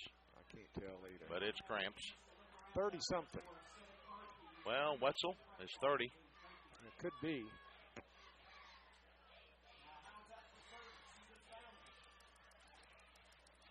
If it's him, it's the 3rd or 4th time tonight. Yeah. Got to do a better job of hydrating these kids, all I can tell you. We're at 6 minutes and 42 seconds to go. Ashland nursing an 8-point lead at 36-28. And it is Wetzel. He's up and around and limping off the field with those leg cramps. Who was it last year that got him all the time? Well, the one I remember the most was Arliss Beach. Oh, yes. He was Mr. Cramp. Yes, he was Mr. Cramp. Albert also had cramps. He did have some. Quite often. But, you know, I remember how tough, you know, that one day he was sick. And, and was vomiting literally on the field. And wouldn't come out. Wouldn't come out. 1st and 10, Greenup County has it at their own 40 as the officials take a little breather here to get these kids some water. And some well-deserved water. These kids have got to hydrate themselves. It's a hot, humid night here in Lloyd. Now, we get back in Boyd County after midnight. Do you have to have a passport? All right. Both teams return to the field, and we're ready to go. Well, this Greenup County team, coming off of really a horrid season last year, have made the fans proud tonight. Yeah, they sure have. 3-8 a year ago, got blistered in the playoffs, and got blistered a whole bunch of games. Yeah, a whole bunch of games, including against Ashland last year in the opener. They give it to Marsh off the left side. He falls down as he tries to get outside, and he'll go down at the 39-yard line. And probably give him back to the line of scrimmage. I think we got another with cramps. We sure do. And that one is, I want to say, who is that, McLeod? It looked like 25. No, it's 5. That's Schweikert. Yeah. Schweikert, the sophomore linebacker. And he's down. And I don't know if that's a cramp or he's re-injured that left wrist. Nope, it's a cramp in that left leg. A loss on the play of 1 for Marsh. And it'll be 2nd and 11 for Greenup at the 39-yard line.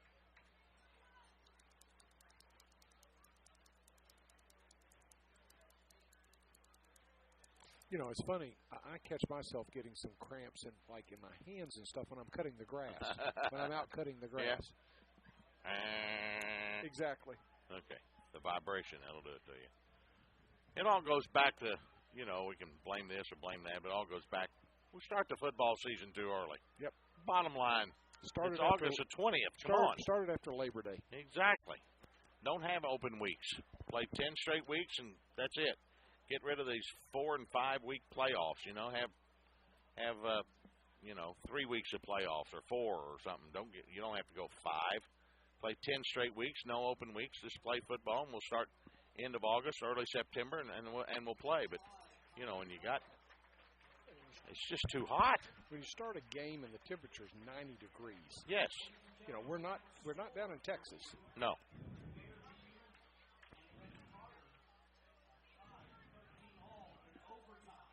Schweikert goes to the sideline. The sophomore, he's got leg cramps, and he's up and around. He'll be off the field. And under his own power, he'll be all right.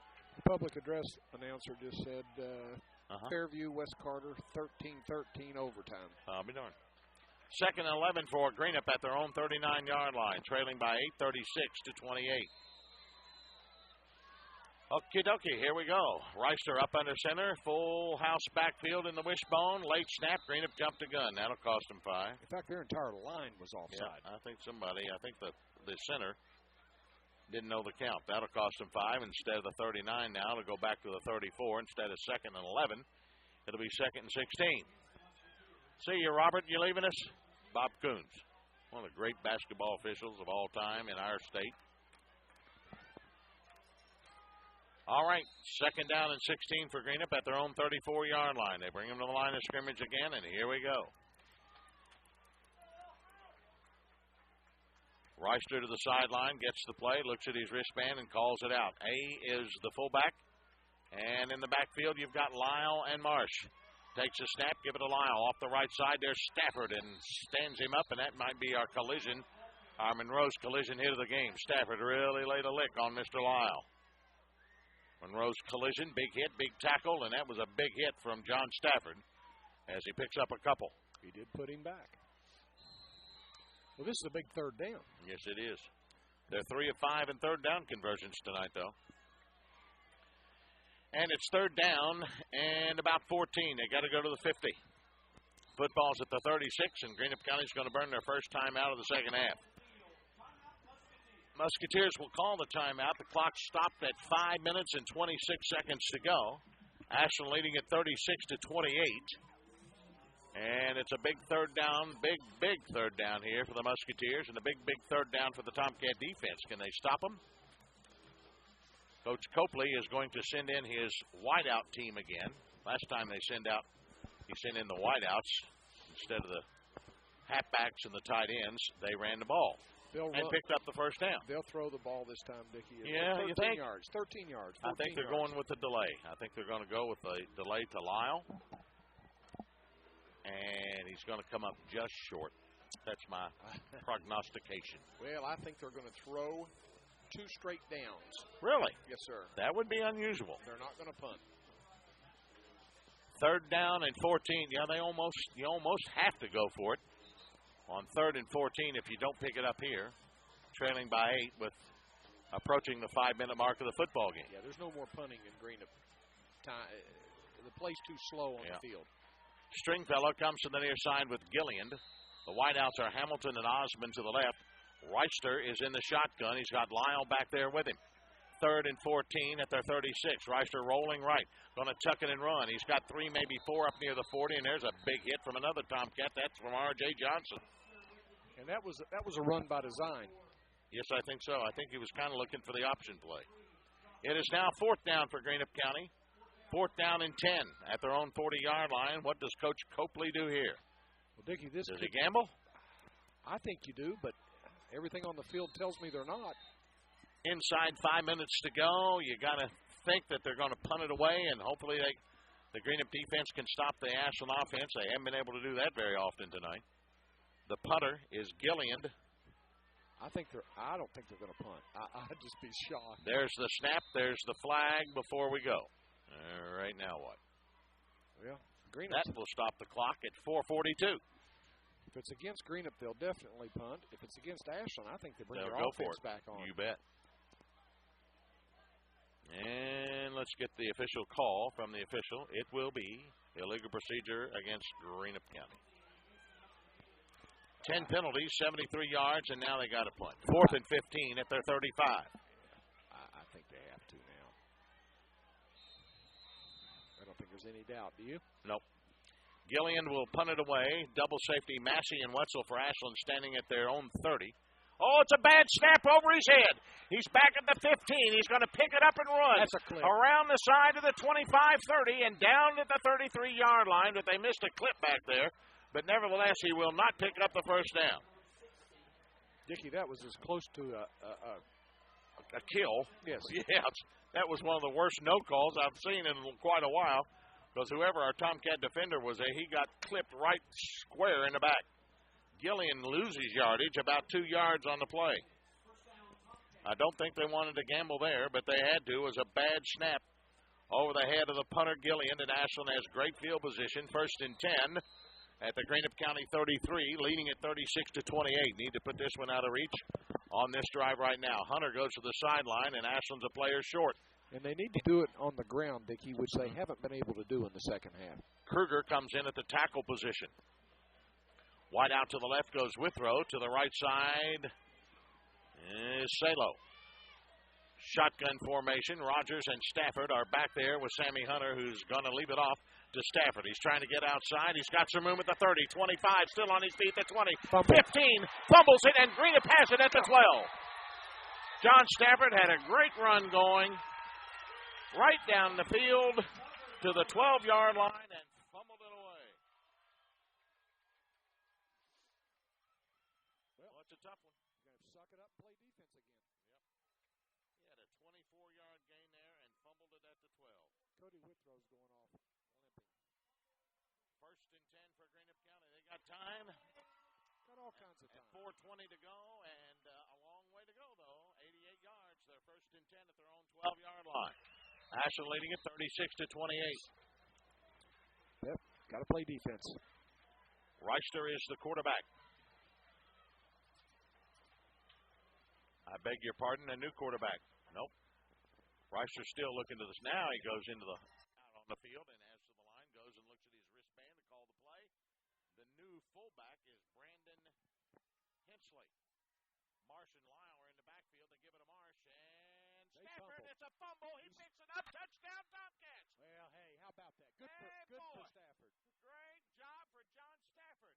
Marsh fumbled that football straight up in the air. Stafford picked it off and goes in for the score. And Ashland now leads it 42-28. Well, I'm glad for Johnny Stafford. I'll tell you what.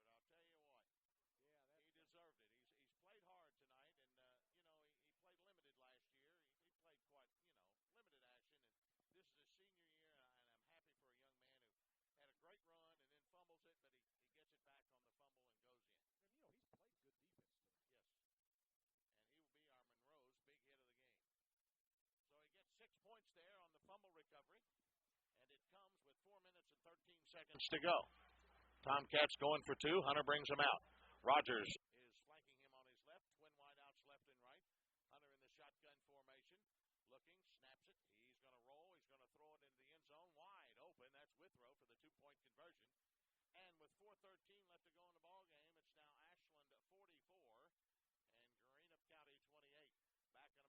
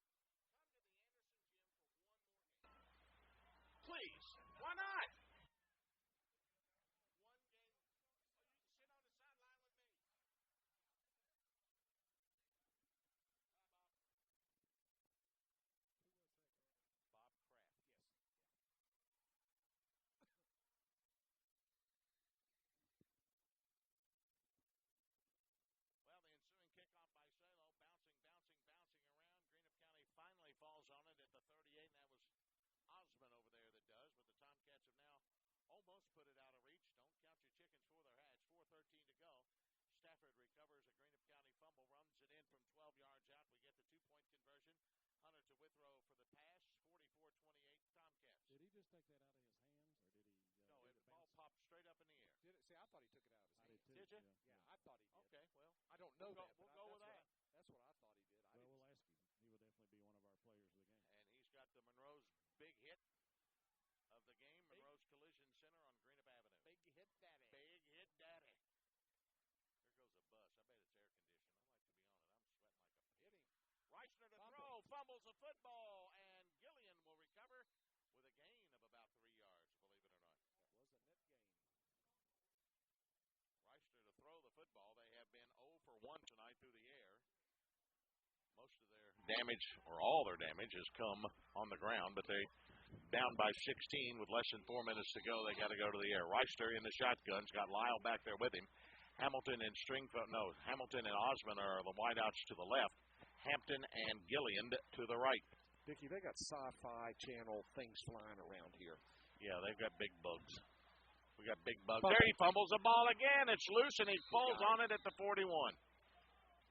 Boy, I'll tell you, Reichner is really having trouble in the shotgun. Not so much, well, not at all when he goes up under center, but in the shotgun, he is struggling. Well, and I'm not so sure it's him. One time I noticed that it just hit his helmet, and that time it hit below his knee pads. Yeah. Reichner brings him out in the shotgun. Again, Hampton and Gillian to the right. It's Hamilton and Osmond to the left, the wide side of the field on 3rd down and about 8. Hey, boys. They're 41. I'm going to tell you a little secret. They're probably going to throw. Do you think? Lyle is the lone running back.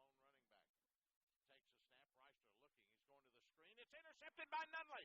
He's at the 30. He's at the 25, and down to the 20-yard line goes Andrew Nunley. Well, he completed one pass tonight, but it was to the wrong team. Well, and can we count that as a reception for Nunley to put him at 7? At 7? That's a good one. I like that. Yeah, why not? Let's count that one. 44-28, Ashland leads it. The clock now reads 2 minutes, 42 seconds, and Ashland has it 1st and 10 at the 21-yard line of Greenup County. One more score will put this bad boy out of reach. Well, my friend, it's out of reach. You think so?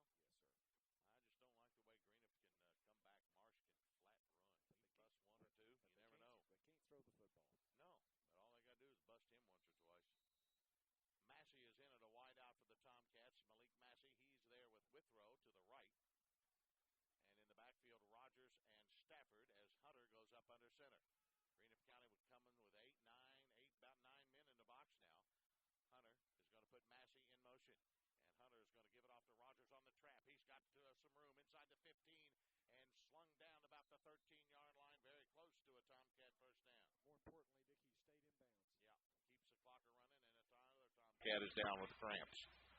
That looks like Hardy. Is that Hardy? Yep, it's yes, Hardy. It is. He's going out. Left leg cramp for Trent Hardy. We haven't said his name much tonight, and I hate it that the only time we're mentioning it is the leg cramp. Right.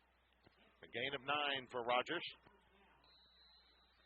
2nd and 1 for the Cats inside the red zone now at the 13. You know, to tell you how attentive I've obviously been, I just noticed that the Ashland band was here. Yes. Been here all night. I bet it Unbelievable. has. I bet it has. In the backfield again, Rogers and Stafford. Hunter up under center. Wideouts Withrow, and Massey is the wingman on the right side. Hunter's going to give it to Stafford. There he goes inside the 10 to the 5, spins down to about the 3, maybe the 2-yard line. Nice run for John Stafford. Good for him. He lost the football, but he was already down. Another Tomcat 1st down. That's their 20th 1st down of the night. Take it down to the 3-yard line. A gain of 10 for Stafford. And Dickie, the clock's rolling at 1:37. That's what we like. Keep it rolling.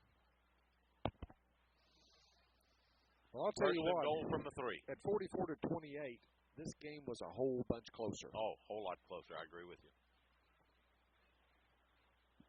Withrow goes wide right. Massey is the wingman. Malik Massey is the wingman on the right. And it's Watts who's back in the game with Rogers in the backfield. We have a delay of game. I don't know. Could have been. Count Greenup's players. Oh, count our players. Looks like we got 17 out there. We got too many. 4, 5, 6, 7, 8, 9, 10, 11. I'm counting 11, Dirk. Pardon? Oh, it's delay a game. 4, 5, delay a game. 7, 8, 9, 10, 11.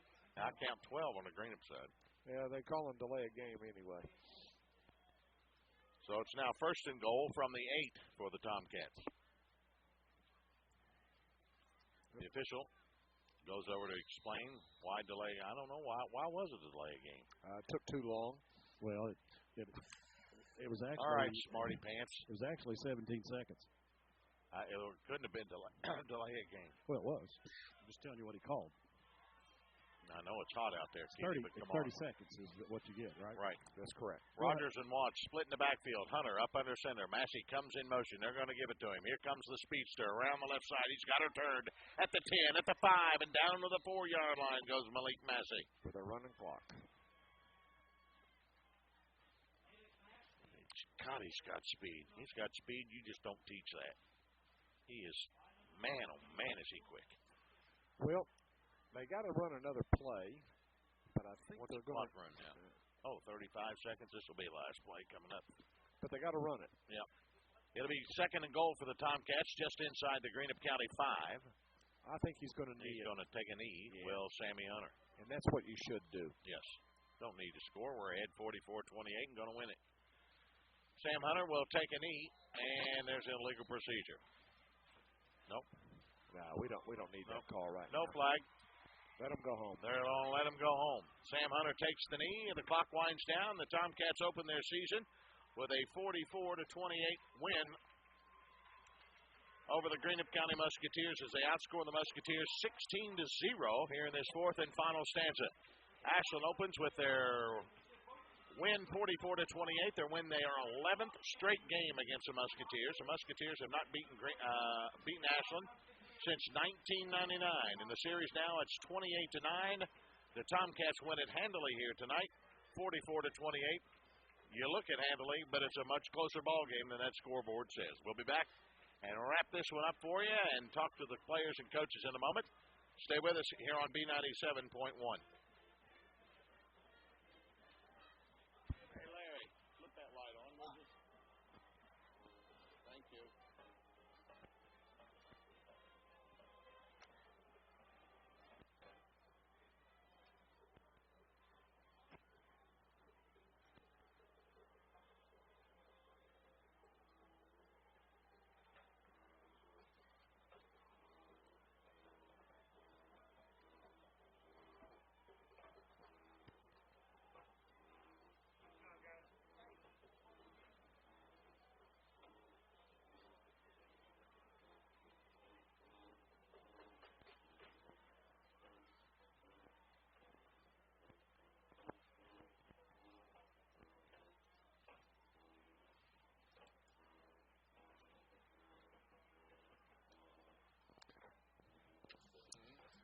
Yes. Number 77, Ashland, right there. What's that hanging from his face? Is that a beard? No, he doesn't have a beard. What is that hanging way down? Oh, some type of mouth guard, isn't it? Or, it's hanging clear down here. Oh, I have no idea. Hey, Dirk. Dirk. Check number 77 sometime in your walking around here and tell me what's hanging down from his face guard down to part of his chest. It looks, I know it's not a beard, but he's on my side, on the opposite side, but number 77.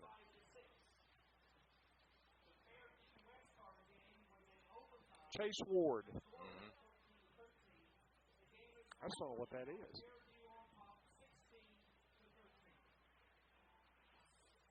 All righty. Let's go home. It's hot enough. I got to go to work. Thank you. Thank you. Is your wife still out of town? Yep. Be home tomorrow. She's going to leave in the morning. How's the boy doing? Fine. Moved right in. Loved his roommate. Said, see you, Mom. Good. That is good. Not a thing wrong with that. No. Well, you all get to run around naked tomorrow night. Yeah. How about that? Good for you.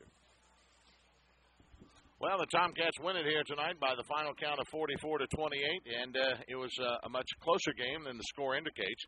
Greenup County first on the board with 8:51 to go in the first after a real high-scoring first quarter.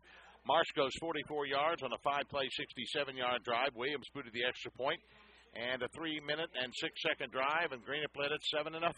Tomcats come right back on their first series. Withrow takes a 23-yard touchdown pass from Sammy Hunter. A 7-play, 67-yard drive. The run for two fails, and Greenup County held on to a 1-point lead at 7-6. Musketeers on their next drive, yes, sir, you can count it, 5:24, and Marsh gallops 58 yards on the first play. The kick was blocked, and with 5:24 to go, Greenup led it 13-6 at the end of in the first quarter, but the Tomcats took that lead at the end of the first quarter, as they were not to be denied with 46 seconds to go. Hunter goes in from 2 yards out on a fourth down play, a 9-play, 62-yard drive that took 4.5 minutes off the clock. Hunter hit Withrow with a go-ahead score to make it 14-13, and Ashland would never be headed. In the second period, Rogers got a 24-yard touchdown scamper after a fumble by Greenup County, a 4-play, 66-yard drive as the Musketeers were driving but fumbled it away. Rogers gets the touchdown. Hunter hits Withrow for the 2-point conversion. It's 22-13 Ashland. But here come the Musketeers right back on their next series. 9:03 to go. Marsh busts another one. A 54-yard gallop, 3-play, 72-yard drive. Williams booted the extra point after Ashland had thrown the interception to set it up. It was Ashland 22, Greenup County 20, and that's where we went at halftime. The third quarter opens up, and the Tomcats get the first score of the third quarter. Withrow takes a 15-yard pass from Sammy Hunter. A 3-play, 34-yard drive set up by another Greenup County miscue. The pass for two fails. It's 28-20 Tomcats, but the Musketeers come right back in that third with 1:22 to go. Lyle goes in from 3 yards out, the best drive of the night. 10 plays, 59 yards. The Musketeers go for two, and they get the two as Marsh goes in for the 2-point conversion to tie it up 28-all with 1:22 to go in the third, and that's the way the third quarter ended. But the Cats get two fourth-quarter scores and shut out the Musketeers. Withrow gets the first one with 10:05 to go. Withrow takes a 24-yard pass from Sammy Hunter, a 5-play, 71-yard drive. Hunter hit Rogers with a 2-point conversion. Ashland led it 36-28.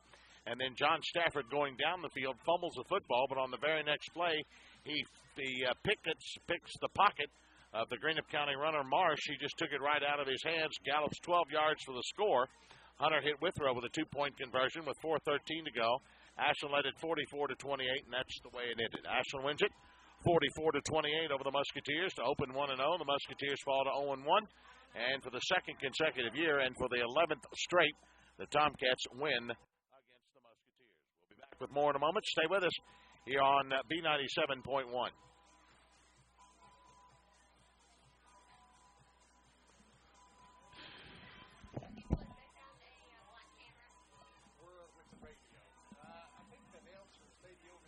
Dirk, you need to get Stafford.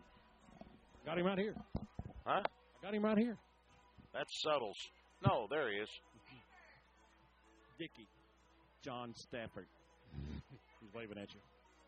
Yeah. Where's, I need, I don't know. Where'd that do with that T-shirt? Oh, it's right behind me. I'll give it to him when we get up to the You got Sam Hunter? Yeah, he passed for 200 and some yards. For Dirk. Sakes. You going to find Sam? Yeah, let him walk. He had 218 yards passing. Nunley had 6 catches. Rogers had 67 yards rushing. 218? 218, yes, sir. 218. What was he of what? Of what was he of what? 15 of 21.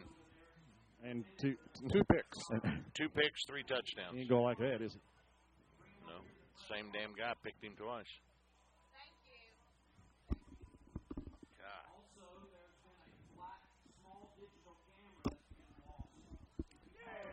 Happy about it, too. Yeah, what was he?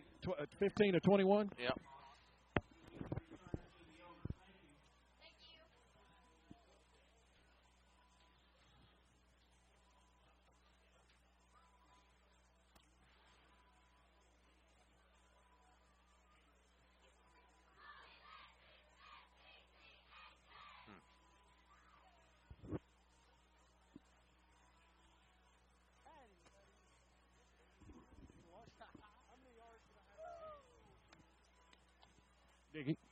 yards receiving for Nunley? 6 for 75. 6 for 75. Of Sam's 215. Right. Back at Greenup County, the Tomcats win it here tonight, 44-28. The Cats do it. Statistically, they had 376 in total offense, 158 on the ground, and 218 through the air. Greenup County, all their total offense of 324 came on the ground. They were 0 for 2 in the air. First downs, Ashland with 20, Greenup County with 15. Turnovers in the game, big part of this game. Greenup County fumbled it 4 times, or lost 4 fumbles. Ashland lost 1, but the Tomcats did throw 2 interceptions. Greenup County threw 1, so 5 turnovers for Greenup, and Ashland had 3. And a couple of big turnovers in favor of Ashland that, put the game out of reach for John Stafford. Absolutely, Dickie. Good game. It probably wasn't as entertaining as you'd like for a high school football game to be, but it was a good game. Yes. And you saw some maturity out here on both sides. I'm proud of Greenup. Quite candidly, yes. Everybody on both sides of the county lines thought this would be a blowout. Right, you're right. And it turned out to be a good, hard-fought game that, as you said earlier, a whole lot closer than the 44-28 indicates. Yes, a whole lot closer. 44-28. Tomcats win it here tonight over the Musketeers, and David Payne will go down on the field and talk to. Yes. Okay. Oh, you can hear me. Yeah, I can hear you. Coming for the T-shirt. Yeah, you got to come for the Monroe's Collision Center. They're at 2788 Greenup Avenue in Ashland. For the big hit and big tackles of the game, the big collision of the game goes to a guy named John Stafford, and we'll get him as Monroe's big hit of the game right here. And here comes little Greg to get it, so I'll throw this T-shirt down to him. All right. Okay. And you can go ahead and talk to our players of the game. Players of the game. Well, as we've talked about, probably the biggest play of the game was John Stafford, and the ball did pop up, and just asking him, did pop up. Did it? And he grabbed it and ran it in for the interception to save a little after he fumbled getting it down there. It was good to get that ball back and get in the end zone, wasn't it, John? Yes, sir. Coach Hart always says, worry about the next play when you make a mistake, and that's what I did. I didn't slow my head down. I just went for the next play, and that's what I did. Scored a touchdown, help our team win. And Andrew Nunley made another big defensive play on an interception. Yeah, he did. I forgot about that. He sure did. He made a big. Okay, Dickie, describe again what this is. I'm new to this, please. Okay, this is our Monroe's big hit of the game, and it goes to our Monroe's big hit of the game. Big collision, big hit, big tackle, whatever. Big collision of the game is you, dude, John Stafford. All right, he gets that. So it is what it is. There you go. Thank you, John. And we'll all the fire trucks will be waiting at the city limits. No, just joking.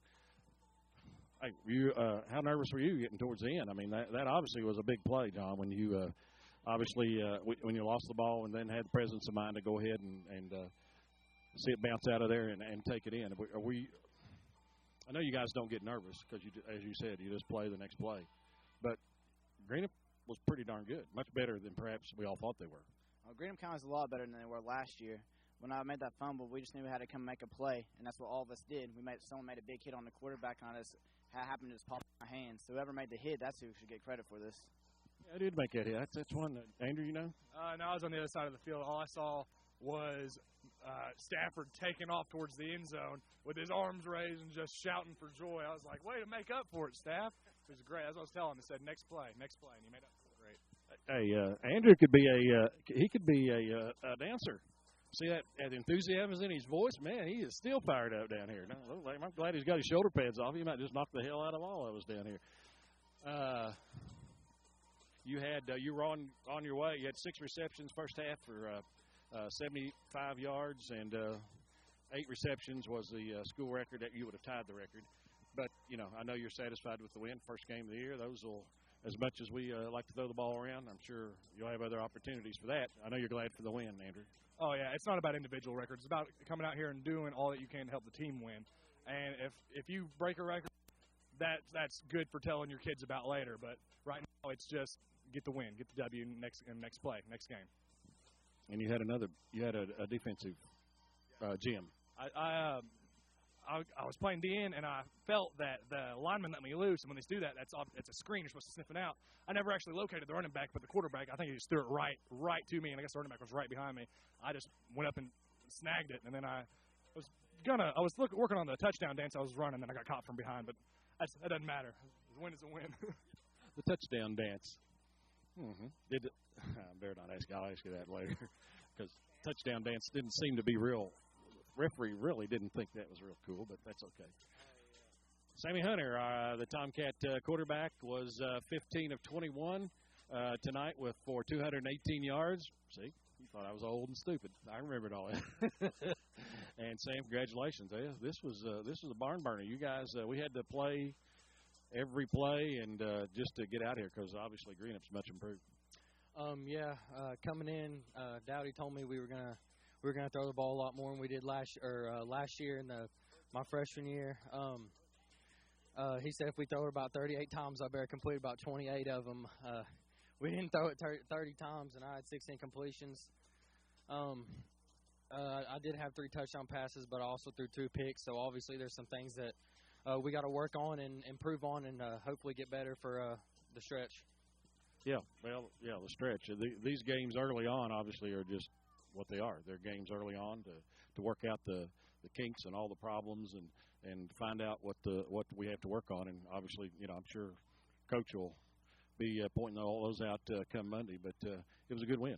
This wasn't, and Coach Hart, paraphrasing him, this was not a bad football team here.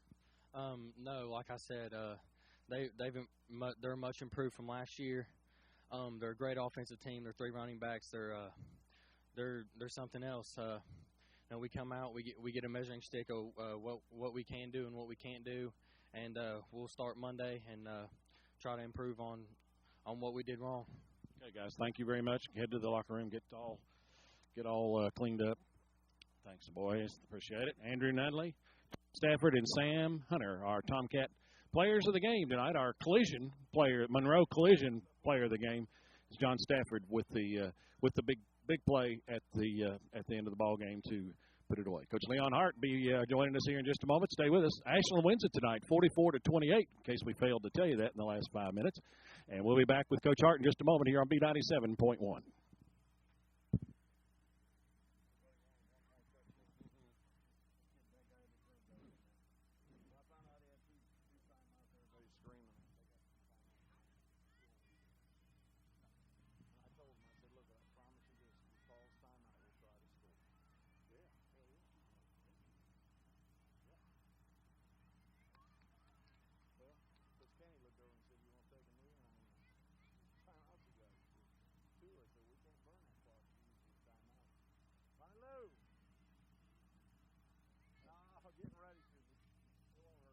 Remember, I can't hear you.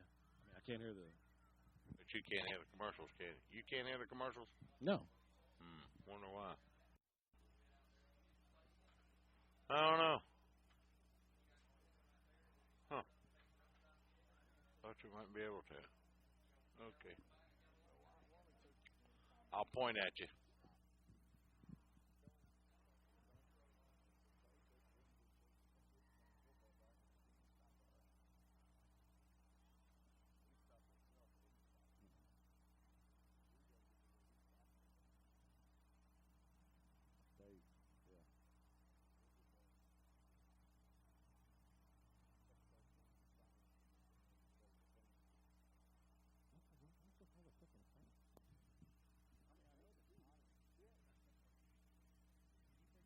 We're ready.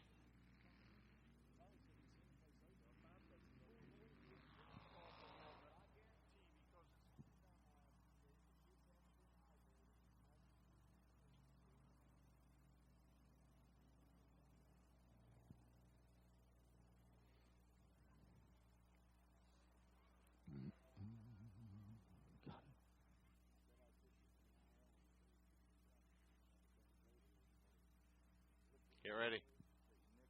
Yeah. 44-28. Ashland wins it tonight here at Greenup County High School, and Coach Leon Hart has stepped in to join us. Coach Hart, I'm not going to say a closer ball game than what maybe you expected, because that would be taking a lot away from Greenup County, and this is not the Greenup County that we saw last year. They are a pretty good ball club. A closer ball game than you all expected. I've been nervous all week. I think we've all been nervous all week.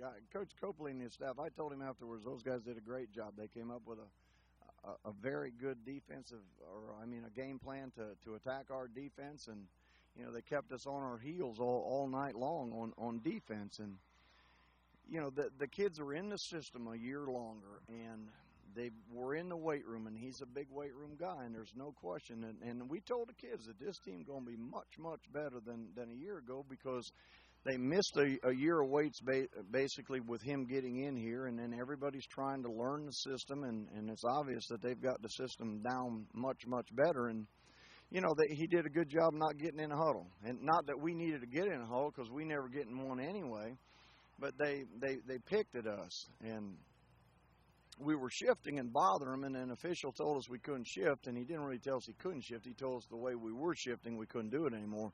And when we got back to doing that, I think it helped us. We could keep them off balance a little bit better. But I think that they did a very good job of preparing and getting ready for us, and we scored enough points to win.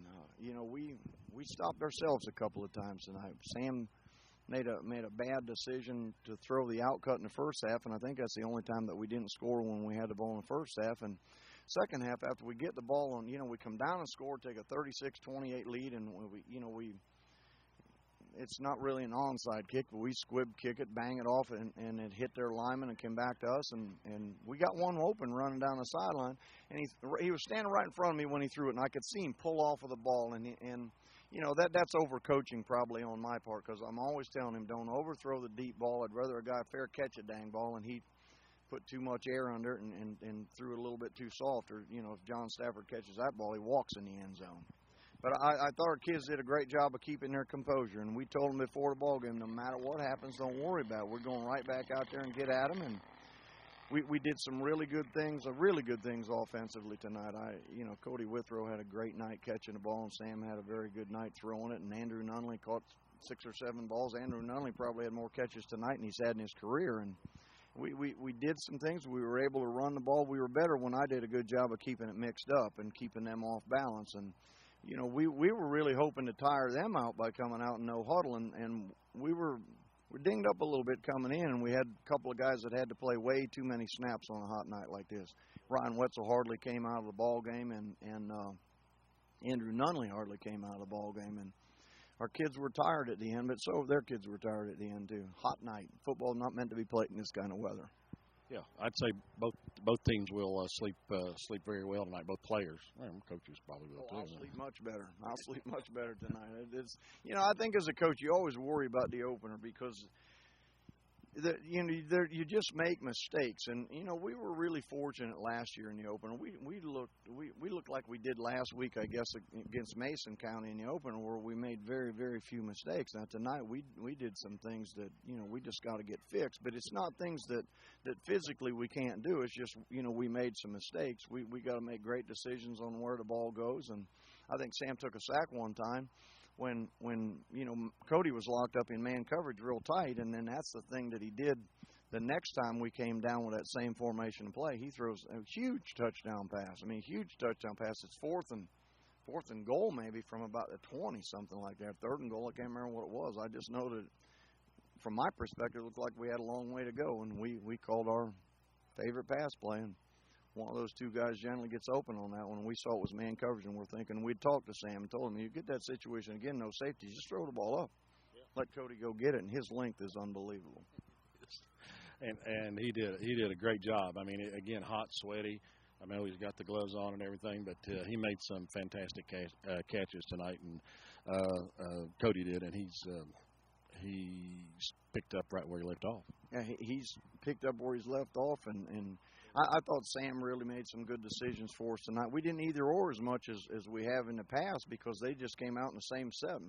They blitzed us some, but, they came out in the same set. Malik had a real big run for us on the reverse, and we hit some really big plays. Some really big plays, and offensively, I think our kids just, always believed no matter what the score was, just give us the ball back and we're going to get in the end zone again. And, I was really glad. I'm really glad to see John Stafford after, he has a big run down the sideline, and we're going to be first and goal or something close like that, and he fumbles, and instead of hanging his head, he comes up with a real big play and a touchdown on the next play. And, we try to preach to the kids constantly that the next play is the only important play.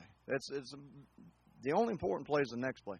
If you just scored a touchdown, that doesn't mean anything anymore. Or if you fumble the ball, it doesn't mean anything anymore. Next play is the one that's big, and he made a big play. And I think it was Andrew got the pick late in the ball game. Once we got him throwing the football, I felt like we were okay. They're not going to beat a lot of people throwing football, but they don't have to the way they run it. They will give some people some trouble. No doubt about that. I appeared both teams came out of it basically injury free. I know we had, Steve Ramey. Steve Ramey dinged his elbow up real early, and our kids were so excited and so fired up for the game. Early on, our backside linebacker, and not linebacker, outside linebacker, and our corners were flying so fast to the ball that with what they were doing on offense, the tailback was cutting it back, and there's nobody home. You got 11 guys in a box, and they're all flying over to the left, and he cuts it back to the right, and that happened to us, and we just couldn't. We couldn't get him to understand and get that corrected. And I'll say this now too: Logan Salo came in and played really well on defense. Really well for us on defense, and I was happy to see that. He didn't overrun the ball. I looked at him and I said, "Do you understand exactly what I'm?" He said, "Yes, sir, I do." And he was right where he needed to be. And we made an adjustment with that backside linebacker to quit getting upfield, make sure he was folding back inside, and then they stopped having the long runs, and it was harder for them.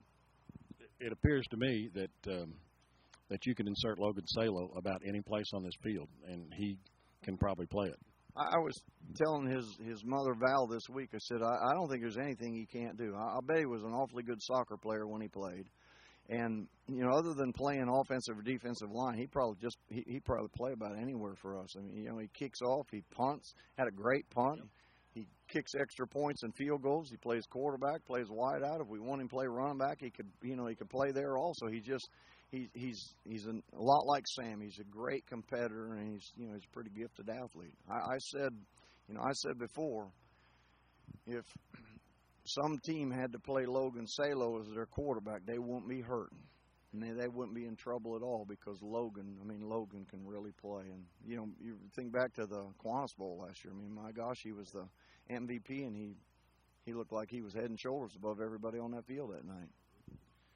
Well, home for 3 games, one at a time, of course. Raceland, they were here tonight, and it'll be nice to be home, number one, and number two, just all whole different week, whole different challenges as it is every time you step on the field.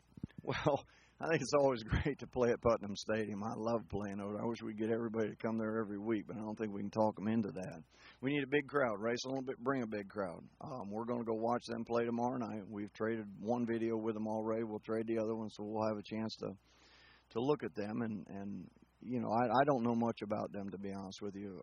I don't know what they've got coming back from a year ago. I'll have a chance to watch our video and then go watch them play tomorrow, and we'll be home. And, you get some of the first game stuff taken care of. We really struggled tonight with substitutions in the kicking game. It drove me absolutely crazy because, we spent time over at Meet the Cats last night just trying to make sure we had all of that taken care of. And then, you come out here tonight and the kid's, bright-eyed. It's the first time he's playing in the game, and somebody's screaming, kickoff return team, and he's standing there waiting to see who's going to run in that hole that's in the huddle, and it's supposed to be him. That's for sure. That happened a lot, but again, that's why you start somewhere playing a first game. Opening ball game as a coach, you're crazy. I told somebody I didn't even like me for the last 3 days. I didn't like being around me. I didn't like being around you either. Nobody did. He asked Bonnie. She didn't like being around me either. And nobody's like, I didn't like me for 3 days. And, you're just so worried about the personality of your team and how they're going to react to things. And then you can get so many things corrected after the first ball game. I mean, you get so many things. And I've heard people say for years that the most improvement that a team makes in a season is between week 1 and week 2. And we've obviously got some things we've got to improve on and get corrected, and we've got to do a better job of playing more guys. I mean, we've got a couple of guys that can play wide out for us that Ryan Wetzel can take a break. And, you know, Ryan doesn't ever want to come out of a football game, especially if he thinks he's got a chance to catch a pass or run a football. But we've got to find ways, especially in this heat, to get Malik and get Noah and get Logan in the ball game and rest him a little bit.